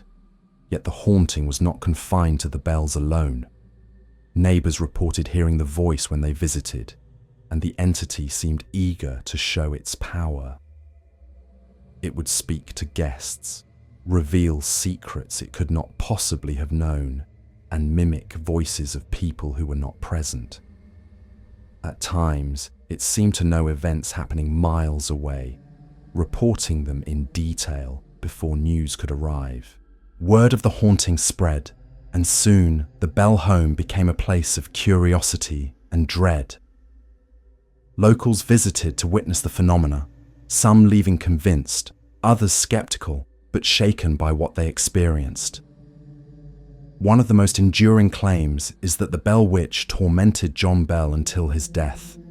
His health steadily declined, with mysterious fits and a wasting illness that baffled doctors of the time. In December 1820, he died after slipping into a coma. At his funeral, mourners claimed to hear the voice of the witch laughing, mocking the dead man, even as his family grieved. For those who believed, there was no question. The spirit had vowed to kill him, and it had succeeded. The torment of Betsy also left lasting scars. The spirit strongly opposed her engagement to a local man named Joshua Gardner. Whenever the couple attempted to be together, the entity's attacks grew worse. It taunted Betsy, warning her against the marriage, until she finally broke off the engagement in 1821. After this, the haunting began to subside, though reports of the spirit's voice lingered for years to come. The Bell Witch legend is unusual in that it is so well documented for its time. Court records, local histories, and eyewitness testimonies all contribute to the narrative, giving it a weight that few other hauntings carry. In fact, it is the only haunting in American folklore that has been directly linked to the death of a person, with many insisting that John Bell's death was caused by supernatural means. This singular detail sets it apart from ghost stories that rely purely on rumour. Over the decades, the legend grew. Writers embellished certain elements, and storytellers kept the tale alive in oral tradition. Some versions emphasize that the witch was the spirit of a wronged neighbour woman, seeking revenge on John Bell for land disputes or other conflicts. Others treat the entity as a demonic force, feeding on fear and destruction. Still others suggest that the haunting was tied to the land itself, echoing with unresolved violence from earlier times. Each retelling reflects the anxieties of the period, from religious fears of the devil to later fascination with spiritualism. What gives the Bell Witch its endurance is not just the original events, but the sense of place. The Red River area became inseparable from the legend. The Bell Witch Cave, a nearby natural formation, is often tied to the story, with locals claiming the spirit retreated there after leaving the Bell family. Visitors report strange sensations in the cave, unexplained sounds, touches, or voices that echo the old haunting. To this day, it remains a point of fascination for tourists and paranormal investigators alike. The story also gained national attention when it was connected to political history. According to tradition, future President Andrew Jackson once visited the Bell home, curious about the tales he had heard. The story claims that as Jackson and his men camped nearby, their horses refused to move, and strange phenomena convinced them to leave. While historians debate the truth of this account, its presence in the legend only heightened the Bell Witch's fame, tying it to figures of power and authority. Unlike many legends that fade into obscurity, the Bell Witch has persisted for over 2 centuries because it sits at the intersection of folklore, history, and mystery. For skeptics, the story may be explained as mass hysteria, exaggeration, or even deliberate fraud. For believers, it remains one of the most chilling examples of a spirit with intelligence, malice, and lasting power. Whether fact or fiction, its impact is undeniable. The haunting shaped not only the Bell family's fate, but the cultural memory of the entire region. In the South, where oral tradition thrives and stories are passed down with care, the Bell Witch became more than a ghost story. It became a part of identity, a reminder that the unseen world is never far. Even now, people in Tennessee and beyond speak of it with a mix of fear and fascination, unwilling to dismiss it entirely. The haunting is not just a relic of the past. It continues to echo whenever the story is told. Whenever someone ventures near the old farm or the cave and wonders if the witch still lingers. From the hills of Tennessee, the trail of folklore leads into the deep swamps of Louisiana, where another figure takes shape. It is not a ghost, but a beast, a creature said to prowl the bayous on nights thick with fog. With the body of a man and the head of a wolf, it is called the Rougarou, and it has haunted Cajun communities for generations. In the tangled wetlands of Louisiana, where moss drapes from cypress trees and water glimmers dark under moonlight, there lingers a legend whispered for centuries among Cajun communities. The Bayou is a place of beauty and danger, where the line between land and water blurs, where unseen things stir just beyond the reeds. Here, in this landscape of fog and shadow, people tell of a creature that stalks the night. Half man, half wolf, cursed and relentless. It is called the Rougarou, a Cajun variation of the werewolf that has terrified generations in the southern swamps. The word itself comes from the French loup-garou, meaning wolf-man, a term carried by French settlers to the New World. As these settlers made their homes in Louisiana, their stories mingled with Catholic beliefs, native folklore, and the realities of life in the bayou. Out of this mixture, the Rougarou took on a character all its own, distinct from its European ancestor. It was not simply a beast to be feared, but a figure tied to morality, religion, and the struggles of community life. The most common telling describes the Rougarou as a man cursed to take the form of a wolf-like creature, tall and powerful, with glowing eyes and teeth made for tearing flesh. Unlike the werewolves of European lore, the Rougarou was not always tied to the full moon. Instead, it was bound by curses, often lasting for 101 days. During this time, the afflicted person would prowl the night, preying on livestock or wandering travelers, hiding by day, and revealing nothing of their monstrous condition to neighbors and family. Only after the curse ended could they be freed, unless they attacked another, passing the condition on, continuing the cycle. The curse was often said to be the punishment for breaking Lent or ignoring other Catholic traditions.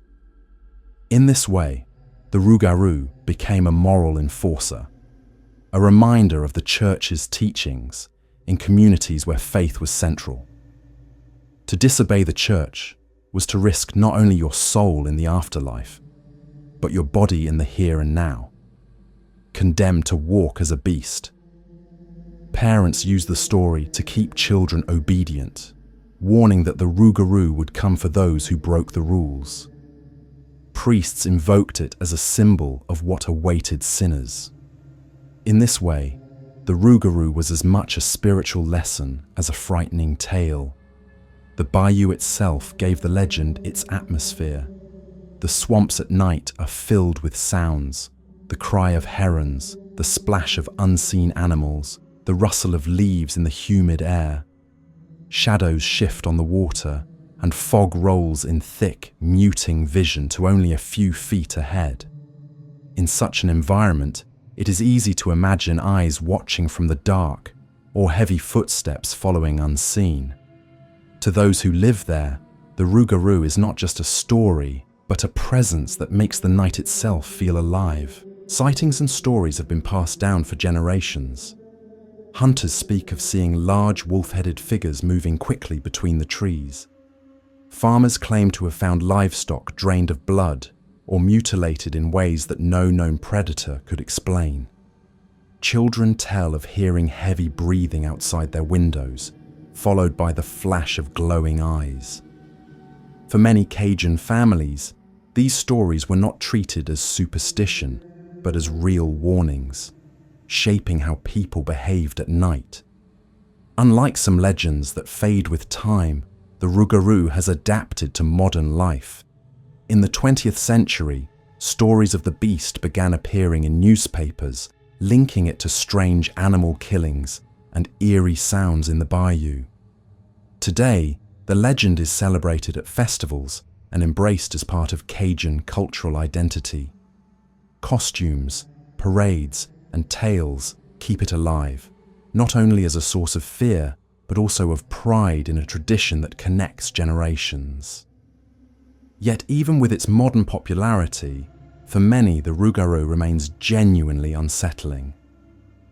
It is not just a mascot, but a figure that carries centuries of belief, warning, and dread.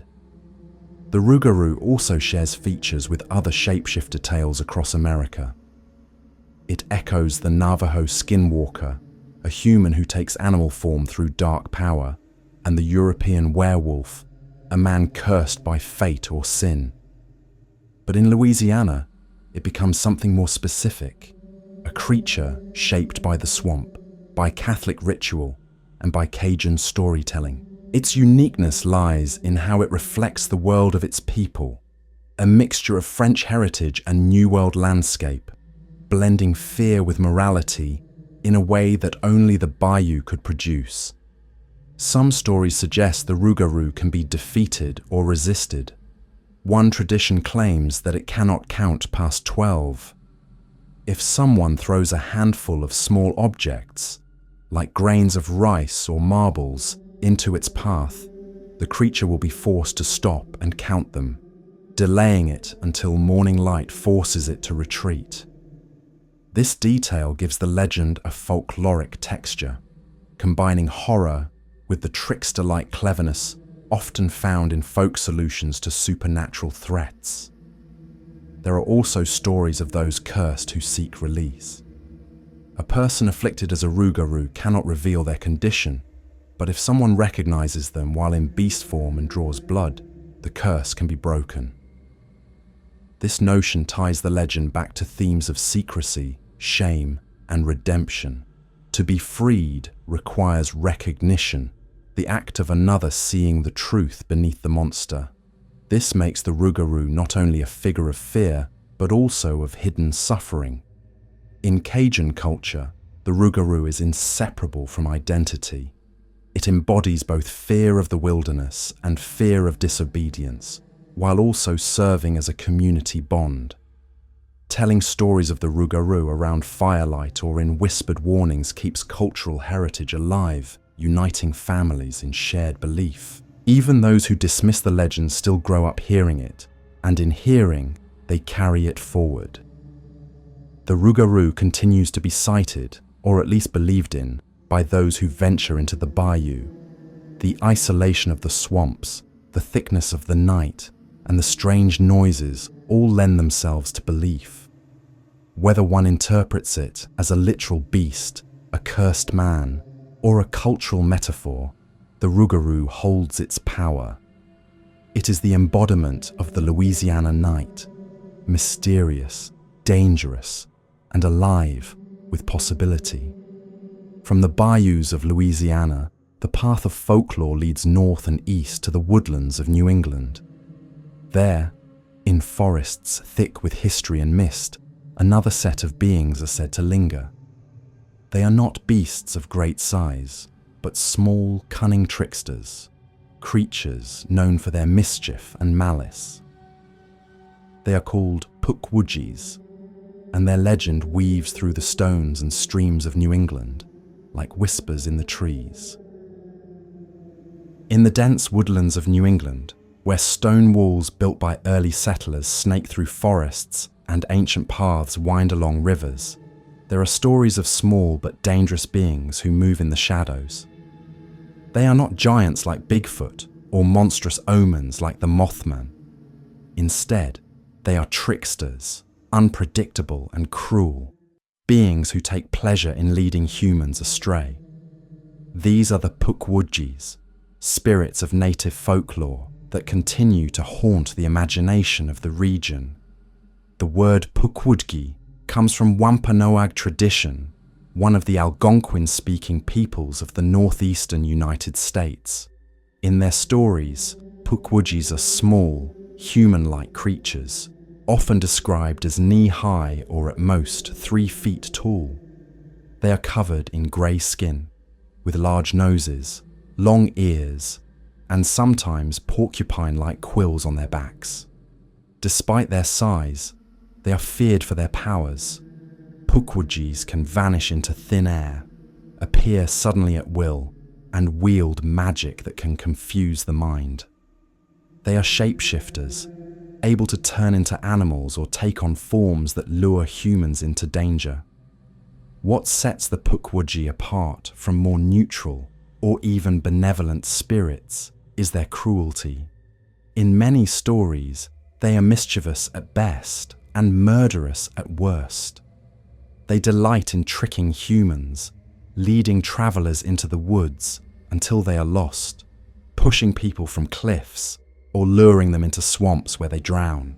Some tales describe Pukwudgies using their magic to control fire, shooting small flames at their victims. Others tell of poisoned arrows that they use against humans who cross them. They are not simply bothersome sprites, but active dangers. In Wampanoag tradition, Pukwudgies once lived in harmony with humans. They were part of the natural world, neither good nor evil, just one of many beings that shared the land. But as the stories go, their relationship with humans soured. Some versions say jealousy drove them, as humans gained favor from powerful spirits. Others say they simply grew malicious over time. Whatever the cause, the harmony broke, and Pukwudgies turned hostile. From then on, they became enemies of mankind, haunting forests and attacking the unwary. One of the most famous stories comes from Massachusetts, where the Wampanoag hero Maushop, a giant figure in their tradition, clashed with the Pukwudgies. According to legend, Maushop tried to protect the people from their cruelty. In response, the Pukwudgies plotted against him, tricking and attacking his family. The conflict escalated until Maushop and his wife were overwhelmed. After this, the Pukwudgies spread across the land, free to continue their mischief against humans. This tale explains why Pukwudgies remain scattered and hostile throughout New England, feared even in modern times. Settlers who came to New England absorbed fragments of these stories, blending them with their own European beliefs about fairies, goblins, and little people of the woods. In this fusion, Pukwudgies were sometimes described as similar to brownies or kobolds, small, mischievous spirits, but their violent streak made them far more dangerous. Unlike the European fairies who might play pranks but also reward kindness, the Pukwudgies of New England rarely show mercy. Modern encounters with Pukwudgies are still reported. Hikers in the forests of Massachusetts and Rhode Island describe feeling sudden disorientation, as if paths shift and landmarks vanish. Some claim to have seen small grey figures darting between trees, moving too quickly and silently to be children or animals. Others speak of glowing lights that lure them deeper into the woods, only to leave them lost. These accounts echo older traditions, where Pukwudgies use will-o'-the-wisp-like lights to lead travelers astray.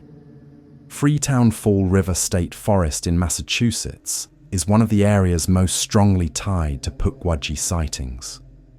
The forest itself has a long history of strange events, from hauntings to UFO reports. But the Pukwudgie stands out as one of its most persistent legends.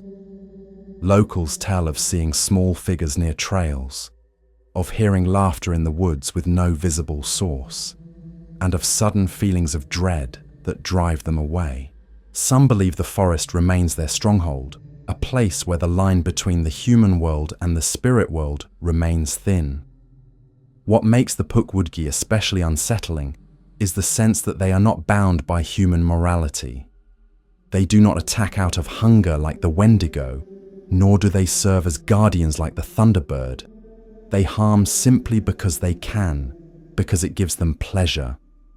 This amorality makes them unpredictable, harder to reason with than even the most terrifying monsters.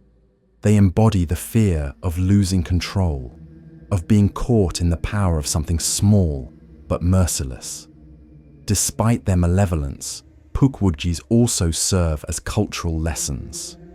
For the Wampanoag and other native peoples, the stories reinforce respect for the land and its unseen inhabitants. They warn against arrogance, against wandering too far from the community, against assuming the world is empty of forces beyond human understanding. The legend insists that the woods are alive, filled with beings who demand caution. To ignore that is to invite danger. As the legend has grown, Pukwudgies have entered broader folklore, appearing in books, films, and even video games. But these popular portrayals often soften their image, making them mischievous tricksters rather than truly dangerous spirits. In their original form, they are not comic relief. They are reminders of the unpredictability of nature and the risks of venturing too far into its depths without respect. The endurance of Pukwudgie stories in New England reflects how folklore adapts to new times while retaining old truths. In a region filled with colonial history, Puritan fears, and native tradition, the Pukwudgie remains a figure that connects past and present. To this day, in towns scattered across Massachusetts and Rhode Island, their name is still known, their reputation still feared. The forest is never just trees and silence. It is a place where tricksters may be watching, waiting for the chance to lead travelers astray. And while the Pukwudgies haunt the woods of New England, further south in the swamps of South Carolina, another strange being is said to roam. It is not small, but reptilian, a towering figure with scales and claws, glimpsed along dark roads and marshy rivers. Known simply as the Lizard Man, it has become one of the strangest cryptids in modern American lore. In the hot, humid swamps of South Carolina, where cypress roots twist from the water and insects drone endlessly through the summer air, a legend took shape in the late 20th century that shocked a small rural community and quickly spread far beyond its borders. It is the story of the lizard man of Scape Swamp, a cryptid unlike any other in American folklore. While many legends reach back centuries, this one emerged suddenly in the 1980s, fueled by strange encounters, damaged cars, and the fearful testimonies of ordinary people who swore they had seen something that defied explanation. The first widely reported sighting came on June 29, 1988. A teenager named Christopher Davis was driving home late at night after his car suffered a flat tire near the edges of Scape Swamp, close to the small town of Bishopville. As Davis finished replacing the tire, he claimed he saw something moving in the darkness. Out of the shadows emerged a creature unlike anything he had ever seen. He described it as 7 feet tall, with green, scaly skin, glowing red eyes, and clawed hands. According to Davis, the creature charged at him. Terrified, he jumped into his car and sped away, but not before the being attacked, clawing at the vehicle and leaving behind deep scratches. When Davis reached safety, he recounted his ordeal, and his story became the spark that ignited the legend. News of the lizard man spread quickly. Local law enforcement took Davis's report seriously, noting the claw marks on his car as evidence that something unusual had occurred. In the days and weeks that followed, other residents of Bishopville and the surrounding areas began to report strange happenings. Several cars parked near the swamp were found badly damaged, with shredded metal and bite marks that no known animal could produce. Livestock were reported injured or mutilated. People began claiming they saw a tall reptilian figure lurking near the swamp at night, its eyes glowing red in the beam of headlights. The press descended on Bishopville, and the lizard man became a media sensation. Reporters interviewed locals, radio stations broadcast the story across South Carolina, and soon the creature was known throughout the United States.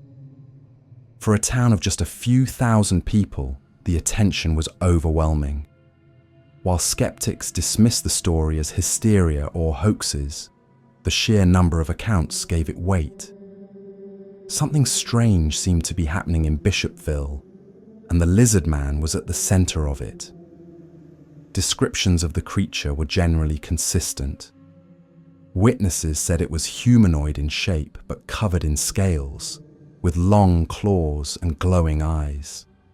It was often reported as moving with great speed and strength, capable of chasing cars or tearing into metal.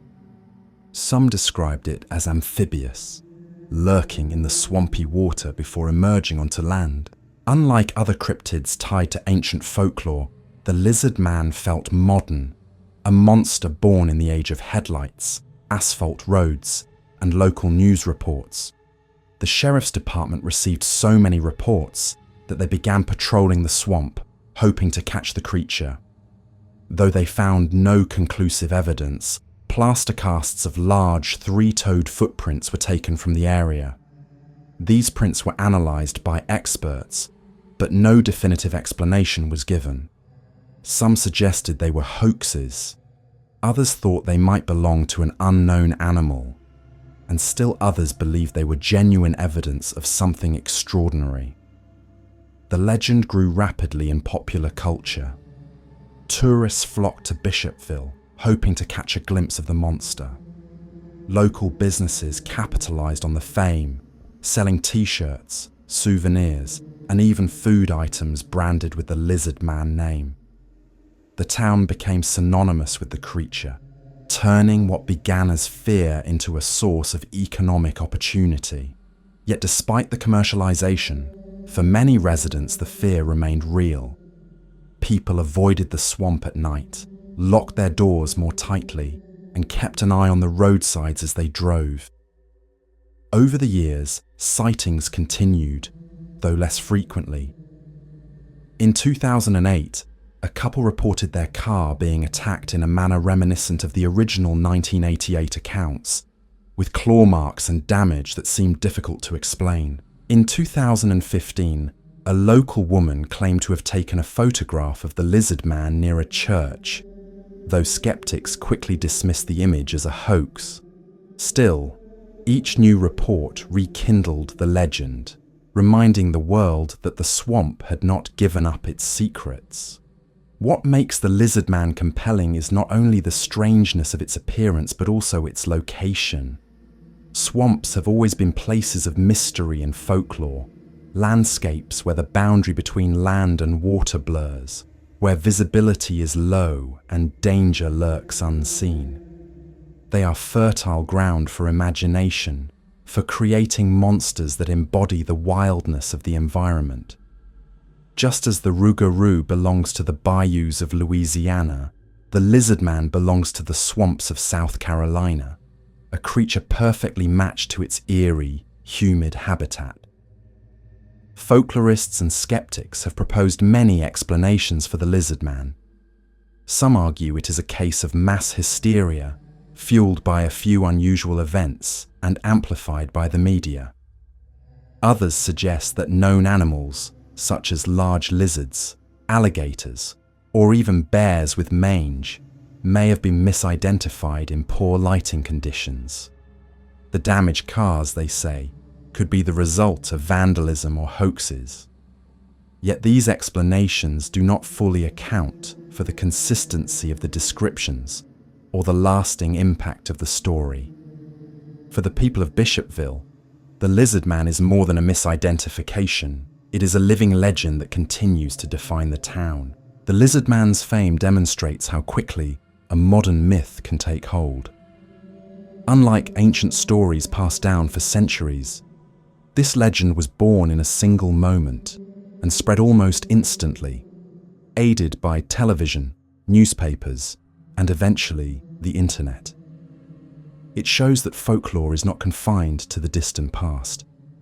New legends can arise in our own time, shaped by the same fears and fascinations that have always driven human storytelling. Even today, Scape or Swamp retains an uneasy reputation. At night, when the cicadas fall quiet and the water ripples without cause, it is easy to imagine something large and reptilian moving just out of sight. The swamp is a place where visibility is low, where headlights illuminate only narrow paths, and where every sound feels amplified in the still air. For those who believe, the lizard man is still there, waiting for the next unsuspecting traveler to break down on a lonely road. And as the swamps of South Carolina keep their secrets, other legends stir in the shadows of America. Among them are stories of ghostly animals, black dogs that guard crossroads, and spectral cats that stalk battlefields and graveyards.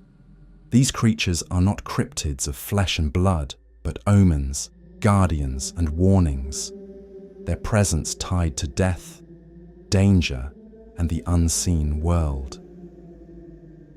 Across America's folklore, scattered among the tales of cryptids and monsters of flesh and blood, are stories of spectral animals whose presence carries meaning far beyond their appearance. Unlike the Wendigo or Bigfoot, these creatures are not hunted for tracks or filmed on shaky cameras. They appear and vanish at will, leaving behind fear, wonder, or sometimes a sense of protection. Among the most enduring of these are the tales of black dogs and demon cats, supernatural animals that serve as both guardians and omens, reminders of death, danger, and the thin line between the living and the dead. Legends of black dogs stretch back to the Old World, carried across the Atlantic by European settlers. In England, stories of phantom hounds known as Black Shuck or the Barghest described immense spectral canines with glowing red eyes who appeared on lonely roads at night. Sometimes they were omens of death, other times protectors of travelers. These tales took root in the New World, adapting to the landscapes and histories of America. In the Appalachian Mountains, on the prairies of the Midwest, and even along the coasts, black dog legends became part of local lore, each version reflecting the fears and needs of the community that told it. One of the most famous American black dog stories comes from Connecticut. Along a stretch of road near the hanging hills of Meriden, hikers and travelers have long reported seeing a small black dog that appears suddenly and follows silently. The first encounter is said to bring good luck, the second, misfortune. But to see it a third time, legend claims, is to invite death. This story, told and retold since the 19th century, turns a seemingly ordinary animal into a symbol of fate, with its appearances marking the passage of a person's fortune. In other places, black dogs take on more protective roles. Along old roads and crossroads in the South, stories describe travelers being accompanied by large, silent hounds who vanish once the journey is safely complete. These are often interpreted as guardian spirits, perhaps linked to African, native, and European traditions of animals as guides between worlds. The duality is striking. In some stories, the black dog is a monster, a warning of doom. In others, it is a companion, a shield against unseen dangers. Demon cats, by contrast, are more specifically American in flavor, tied to the political and historical heart of the nation. In Washington, D.C., there is a long-standing legend of a ghostly feline that haunts the US Capitol and nearby government buildings. Known simply as the demon cat, it is said to appear before national tragedies or the death of prominent leaders. Accounts describe it as an ordinary black cat at first glance, but as witnesses approach, it grows larger, swelling to the size of a tiger with blazing eyes before vanishing into nothing. Reports of the demon cat date back to the 19th century, with guards and night watchmen claiming to have seen it prowling the halls of the Capitol. Some stories place its origin in the basements and tunnels of the building, where cats were once kept to control rats. Over time, the ordinary presence of these animals transformed into legend. The most famous accounts claim the demon cat appeared before the assassination of Abraham Lincoln, and again before the stock market crash of 1929.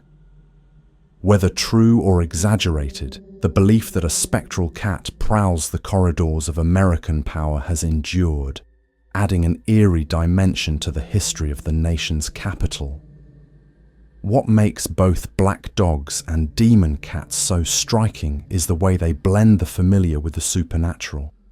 Unlike monstrous cryptids, these are animals everyone knows, dogs and cats, common companions in human life. Yet in folklore, they become transformed into omens of fate, their ordinary forms infused with extraordinary meaning. To see them is not just to glimpse an animal, but to brush against the hidden patterns of destiny. Their persistence in American folklore also reflects deeper cultural roots. In African traditions brought to the Americas through the slave trade, animals often played roles as spiritual intermediaries, messengers between worlds. In native traditions too, animals carried symbolic power, their presence in dreams or visions shaping human fate. When these traditions combined with European ghost lore, the result was a uniquely American set of beliefs in supernatural animals, figures that could be either terrifying or protective, depending on the story. Modern encounters with black dogs and demon cats continue to be reported. Drivers on rural roads in Appalachia sometimes tell of hitting a large black dog that vanishes on impact, leaving no trace. Security guards in Washington still speak of shadowy feline figures glimpsed out of the corner of the eye. Paranormal investigators visit cemeteries, crossroads, and old government buildings in search of these creatures, recording their stories and adding new layers to the legend. Skeptics dismiss the accounts as imagination, shadows, or tricks of light. But for believers, the animals are as real as any ghost. The legends also reveal something about the human need for meaning. Death and disaster often strike without warning, leaving communities desperate for explanations.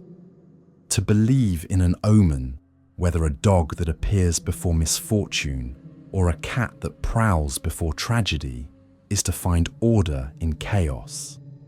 The supernatural animal becomes a symbol that ties random events together, offering a sense of pattern in a world that often feels unpredictable. At the same time, these creatures offer comfort.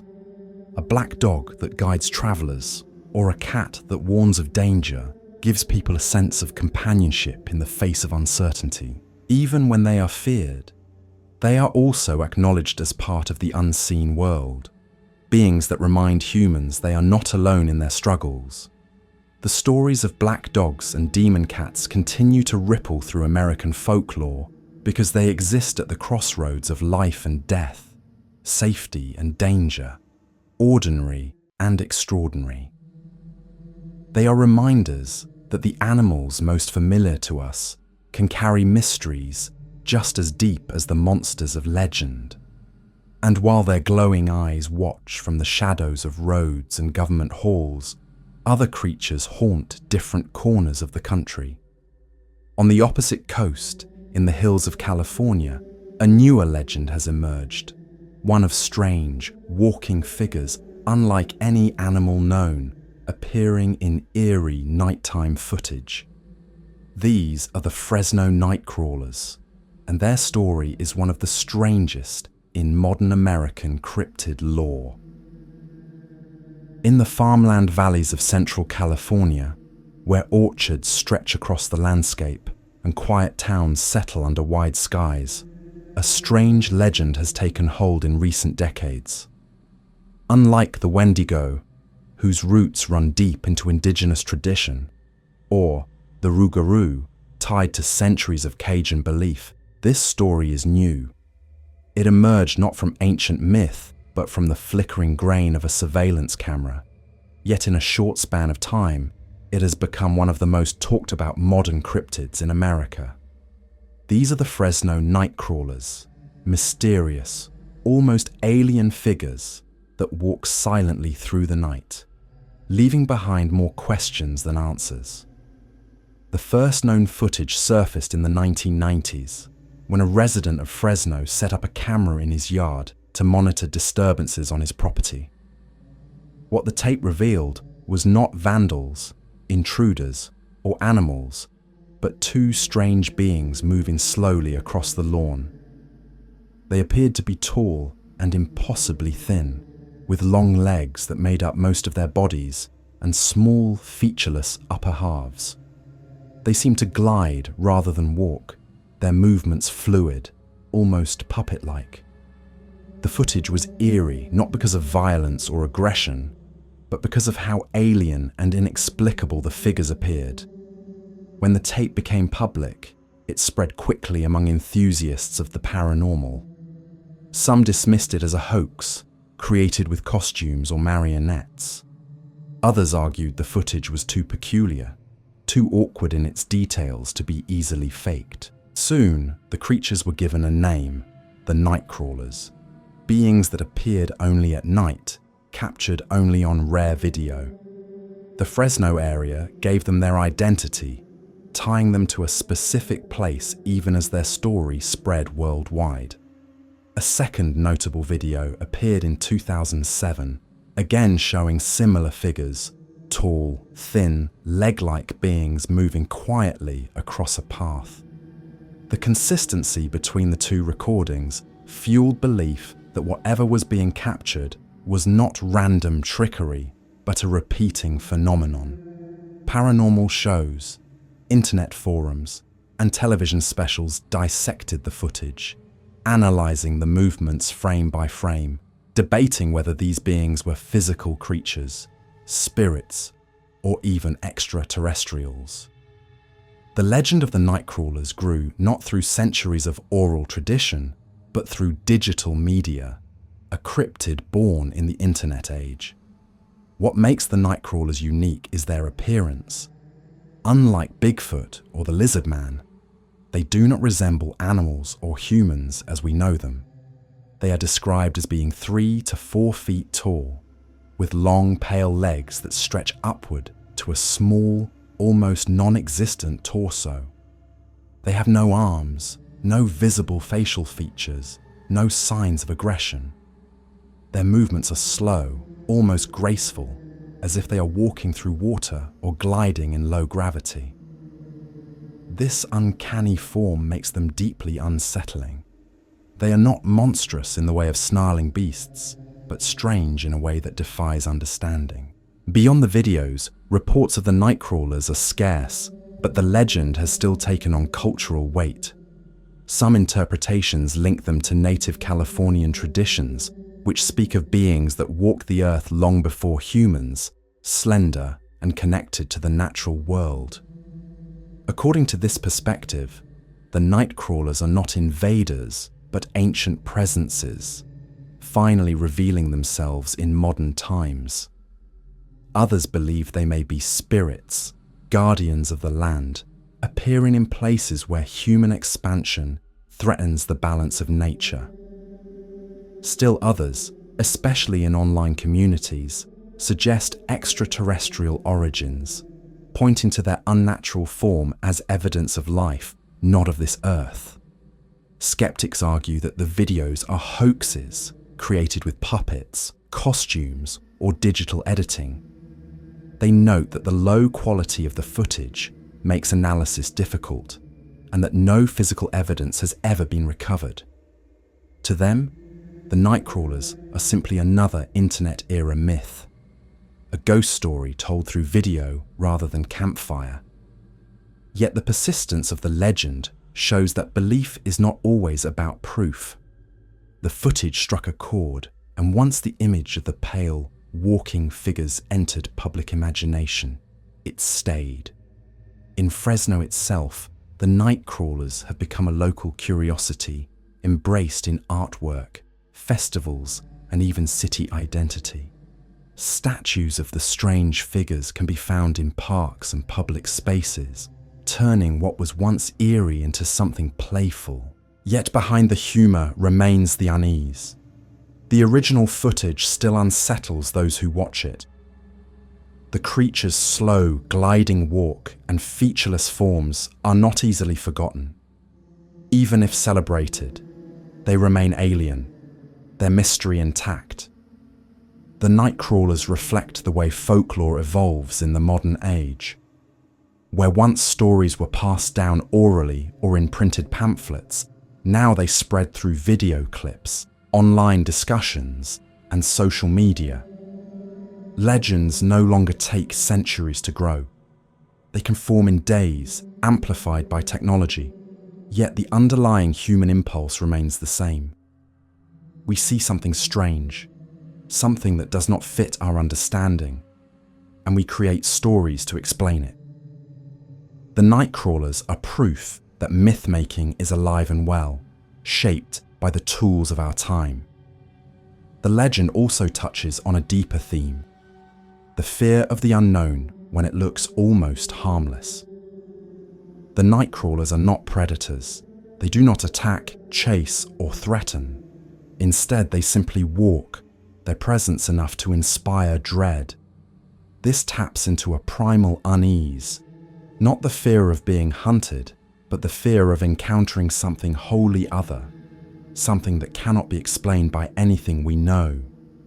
It is the fear of strangeness itself, and that fear is sometimes more powerful than claws or teeth.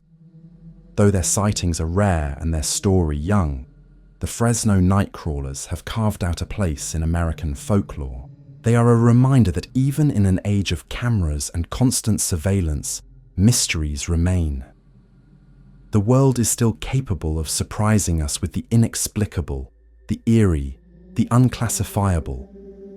Whether spirits, aliens, or hoaxes, the Nightcrawlers are part of the living tapestry of legend that continues to grow. And while the Nightcrawlers glide silently through California nights, elsewhere across the country, waters ripple with their own mysteries. In lakes and rivers, from Vermont's Lake Champlain to the Pacific Northwest, people tell of creatures lurking beneath the surface, rising occasionally to break the waves. These river and lake monsters, sometimes called America's own Nessies, have left behind tales just as strange as those caught on camera in Fresno. Across the waterways of North America, in deep lakes and winding rivers, stories persist of creatures that lurk just below the surface. These legends are not tied to haunted houses or shadowed forests, but to bodies of water that seem bottomless, mysterious, and full of secrets.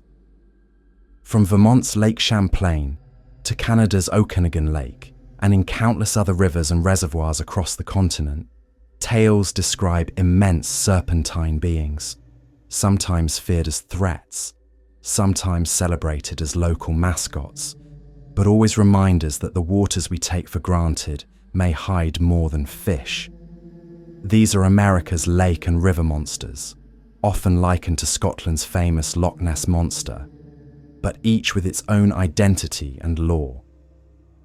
Lake Champlain, which stretches along the border of Vermont, New York, and Quebec, is home to one of the most famous of these creatures, known affectionately as Champ. Stories of a strange being in its waters date back centuries, long before European settlers arrived. The Abenaki people, who lived along the lake, told of a great serpent that inhabited its depths, a being to be respected and feared. When French explorer Samuel de Champlain recorded his travels in the early 1600s, his descriptions of unusual fish and eels became woven into the legend, giving rise to speculation that the lake harbored something enormous and unknown. In the modern era, reports of Champs surged in the 19th and 20th centuries. Fishermen claimed to see long, snake-like bodies breaking the surface. Tourists reported humps gliding across the water.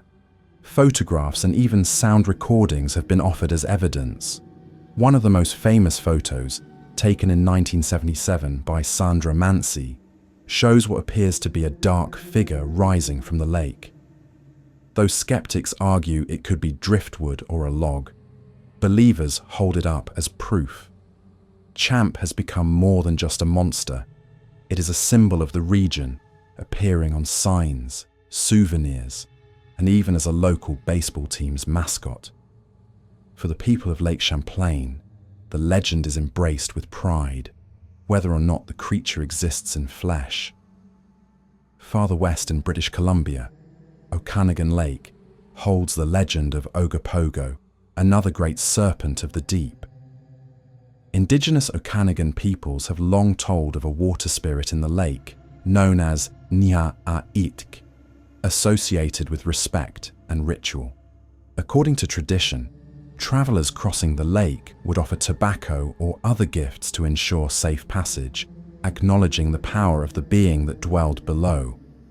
In this context, Ogopogo is not simply a monster, but a spiritual force tied to the land and water. In the 20th century, Ogopogo became famous beyond the region, as sightings and photographs circulated widely.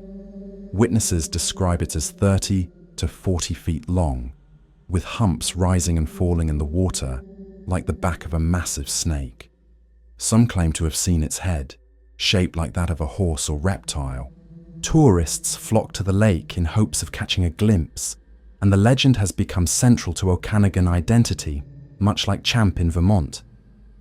What makes Ogopogo distinct is how deeply its story is tied to both indigenous tradition and modern folklore, blending sacred belief with cryptid fascination. America has no shortage of other aquatic legends. In Arkansas, tales persist of the White River Monster, a being reported since the 1910s, described as a massive creature with skin like an elephant's and spines along its back. During the 1930s, its sightings became so frequent that locals petitioned for its protection, and today, the White River Monster is an official part of state law. In Idaho, Bear Lake has long been rumored to house enormous serpents, with stories dating back to Mormon settlers in the 1800s. Lake Tahoe, too, has legends of a great beast lurking in its depths, known as Tahoe Tessie. Each body of water seems to generate its own guardian of mystery, as if deep lakes naturally invite stories of the unseen. What unites these legends is the environment itself. Lakes and rivers are places of hidden depths. Unlike forests, which reveal their mysteries to those who walk them, or skies, which stretch open above us, water conceals. Its surface can look calm while hiding vast spaces below. Strange ripples, sudden disturbances, or shadows moving under the waves all spark the imagination. For communities living near these bodies of water, it is natural to believe that something large and unknown might dwell beneath, surfacing only in rare, fleeting moments. Skeptics have offered many explanations for these sightings. Large fish, such as sturgeon, with their armored bodies and immense size, could easily be mistaken for monsters when glimpsed briefly. Floating logs, unusual wave patterns, and tricks of light often create illusions that resemble serpentine shapes. In some cases, hoaxes and exaggerations play a role as people seek fame or excitement. Yet these explanations, while plausible, do not erase the emotional power of the stories. The persistence of the legends suggests that people want to believe their waters hold secrets, that mystery still lives in the familiar. For many communities, these monsters are less about fear and more about identity. Champ and Ogopogo, in particular, have become celebrated figures, appearing in festivals, art, and tourism campaigns. They represent pride in local culture, a sense that their home is unique because it harbors something extraordinary. In this way, the creatures function as symbols of belonging as much as mysteries of nature. At the same time, the monsters retain their eerie allure. To sit by a lake at night, the water black and still, is to feel the weight of their stories. The idea that something vast and ancient might rise from below, that the ripples could suddenly reveal more than fish or driftwood, keeps the imagination alive. Whether one believes in them literally or symbolically, they embody the human fascination with what lies beneath the surface, with the unknown just out of sight. The legends of river and lake monsters show that folklore does not need to be ancient to have power. These creatures continue to evolve, appearing in documentaries, internet forums, and tourist brochures. They may never be proven in the scientific sense, but they remain real in cultural memory, shaping how people see their landscapes. The waters of America are not empty. They are alive with mystery, with stories that ripple across generations.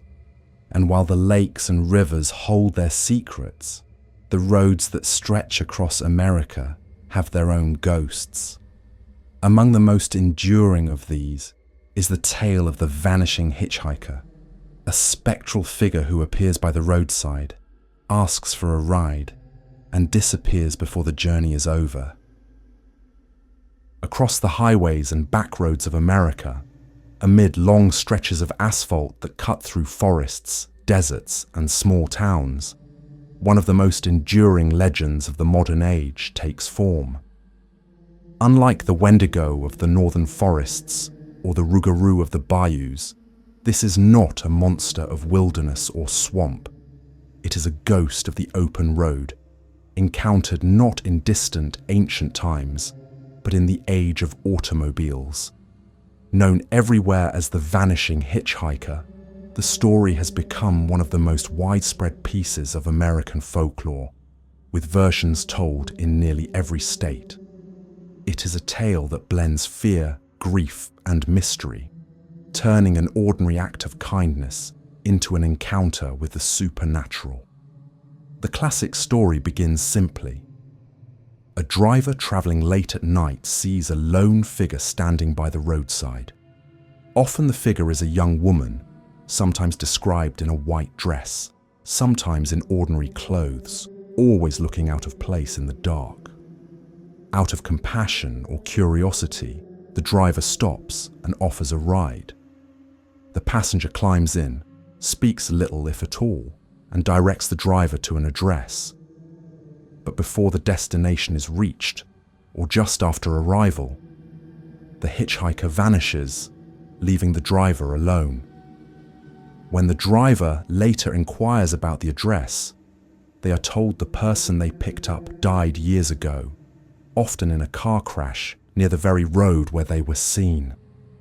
This structure repeats across countless variations. In some, the hitchhiker leaves behind an object, a scarf, a book, or a borrowed coat, that later confirms the encounter. In others, the driver is thanked by grieving relatives who reveal that the ghost returns often, seeking a way home. Sometimes the hitchhiker warns of danger ahead, saving the driver's life before disappearing. But the core remains constant. The figure appears, is offered kindness, and vanishes, leaving behind the unsettling realization that the ride was shared with a ghost. What makes the vanishing hitchhiker legend so powerful is its universality. It is told in rural areas and big cities in the north, south, east, and west.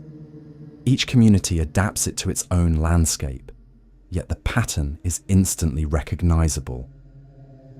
In Hawaii, the hitchhiker may be Pele, the volcano goddess, appearing in disguise to travelers.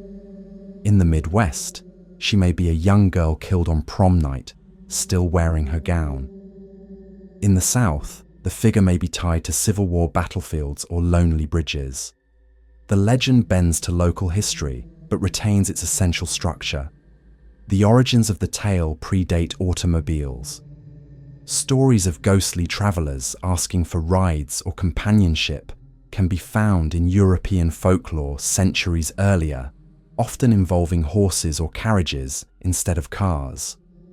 With the rise of the automobile in the 20th century, the story adapted seamlessly to the new technology, proving that folklore evolves with culture.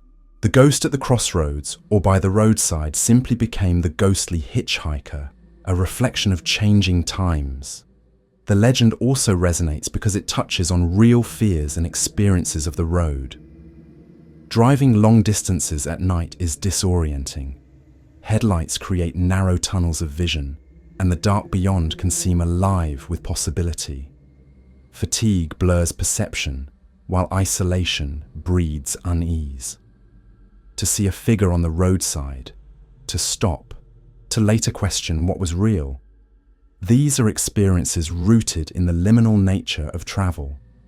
Roads are transitional spaces, connecting places but belonging fully to neither. It is fitting that they are haunted by figures caught between life and death. Psychologists suggest the story persists because it speaks to themes of loss and longing. The ghost hitchhiker is often someone who died young, unexpectedly, and violently, unable to move on. Their repeated return to the roadside symbolizes unfinished journeys, unresolved endings.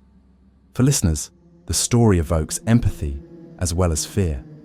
It is not just about encountering a ghost. It is about encountering grief that lingers, embodied in a figure still trying to reach home. Real-world reports of vanishing hitchhikers are surprisingly common. Drivers across the country have told of picking up passengers who later disappear. Police records occasionally note strange calls about missing riders who cannot be traced. While skeptics explain these as hallucinations, tricks of memory, or fabricated tales, the sheer number of accounts keeps the legend alive. Each new telling reinforces the possibility that the roads are not empty. that the ghosts of past tragedies still walk them. The Vanishing Hitchhiker also reflects cultural values. It emphasizes kindness. Drivers who stop are rewarded not with danger, but with a brush against the supernatural. It underscores mortality, reminding listeners that life can end suddenly, leaving journeys incomplete. And it ties communities to their landscapes, as each town points to a specific road, bridge, or intersection where the ghost is said to appear. These locations become part of local identity, places where the past lingers in the present. Unlike monstrous legends meant to terrify, the Vanishing Hitchhiker carries a melancholy tone. It is frightening, yes, but also sorrowful. The ghost does not harm, it reminds. It reminds drivers of compassion, of the fragility of life, of the presence of death even in ordinary spaces. That balance of fear and sadness gives the story its endurance, ensuring it is retold generation after generation, reshaped but never lost. Even today, when ride-sharing apps replace hitchhiking and roads are filled with surveillance cameras, the story continues. People still see figures by the roadside. They still stop for strangers in distress. And sometimes they still leave those encounters convinced they have given a ride, not to the living, but to the dead. From the roads of America, where ghosts ride unseen, the journey of folklore turns back to the land itself. Across mountains, deserts, and plains, people speak of shadows that never fade, of legends that grow and adapt with each telling. These are not just creatures or spirits, but reflections of the land itself, America's living folklore, always shifting, always present, and never fully explained. America is a land filled with stories, a place where every region, every road, and every stretch of wilderness seems to hold its own legends. From the pine barrens of New Jersey to the deserts of the Southwest, from the swamps of Louisiana to the forests of the Pacific Northwest, the country's folklore is as vast and varied as the land itself. These stories are not confined to the past. They continue to grow, adapt, and shift, taking new forms as generations retell them. They are shadows cast by the landscape, reminders that beneath the surface of the everyday lies a world of mystery. The cryptids and spirits that people speak of are never just monsters.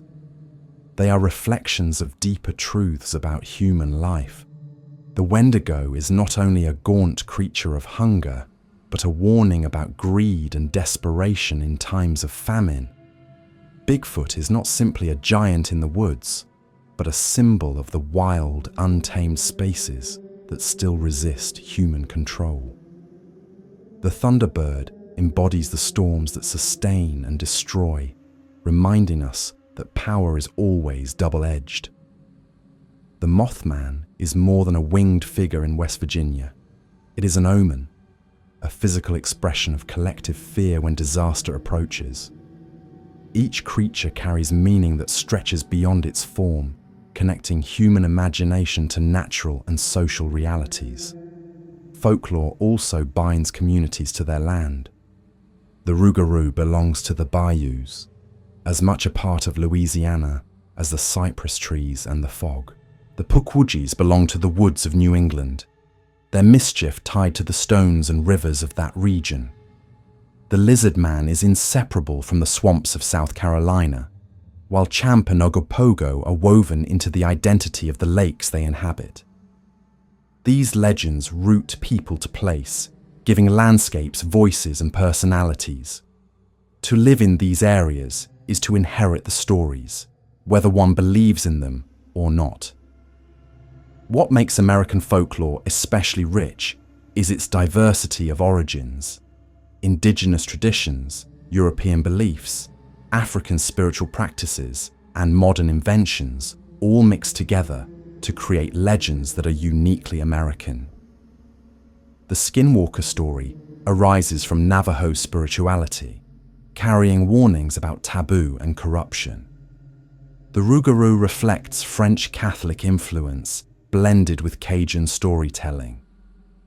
The Vanishing Hitchhiker shows how global folklore adapted seamlessly to the automobile age. Even newer legends like the Fresno Nightcrawlers reveal how technology itself becomes part of folklore, with surveillance cameras and the internet replacing oral tradition and town gossip. In this way, American legends are never static. They evolve with the culture, reflecting both old roots and new realities. The persistence of these legends shows that belief is not always about proof. Most Americans do not need photographs of Bigfoot or DNA evidence of the lizard man to keep the stories alive. They tell them because they matter. They give shape to fear, express cultural values, and provide a sense of wonder in a world that can sometimes feel stripped of mystery. Folklore thrives because it speaks to emotions as much as facts. It is about meaning, not measurement. Modern life has not diminished these tales. In many ways, it has strengthened them. Television, film, and the internet spread them to wider audiences, giving local stories national and even global reach. A sighting in a small town can become world news within hours. At the same time, communities still hold tight to their own versions, proud of the legends that mark their home as unique. The Pine Barrens are not just woods, they are the lair of the Jersey Devil. Point Pleasant is not just a river town, it is the home of the Mothman. Lake Champlain is not just water, it is the domain of Champ. Legends become identity as much as entertainment. For many, these stories are also reminders that mystery is not gone from the world. Even in an age of satellites, drones, and constant surveillance, there are still shadows that cannot be explained away. A scream in the woods, a figure on the roadside, a ripple in a still lake. These moments remind us that the unknown still exists, and that it is woven into the very fabric of the land.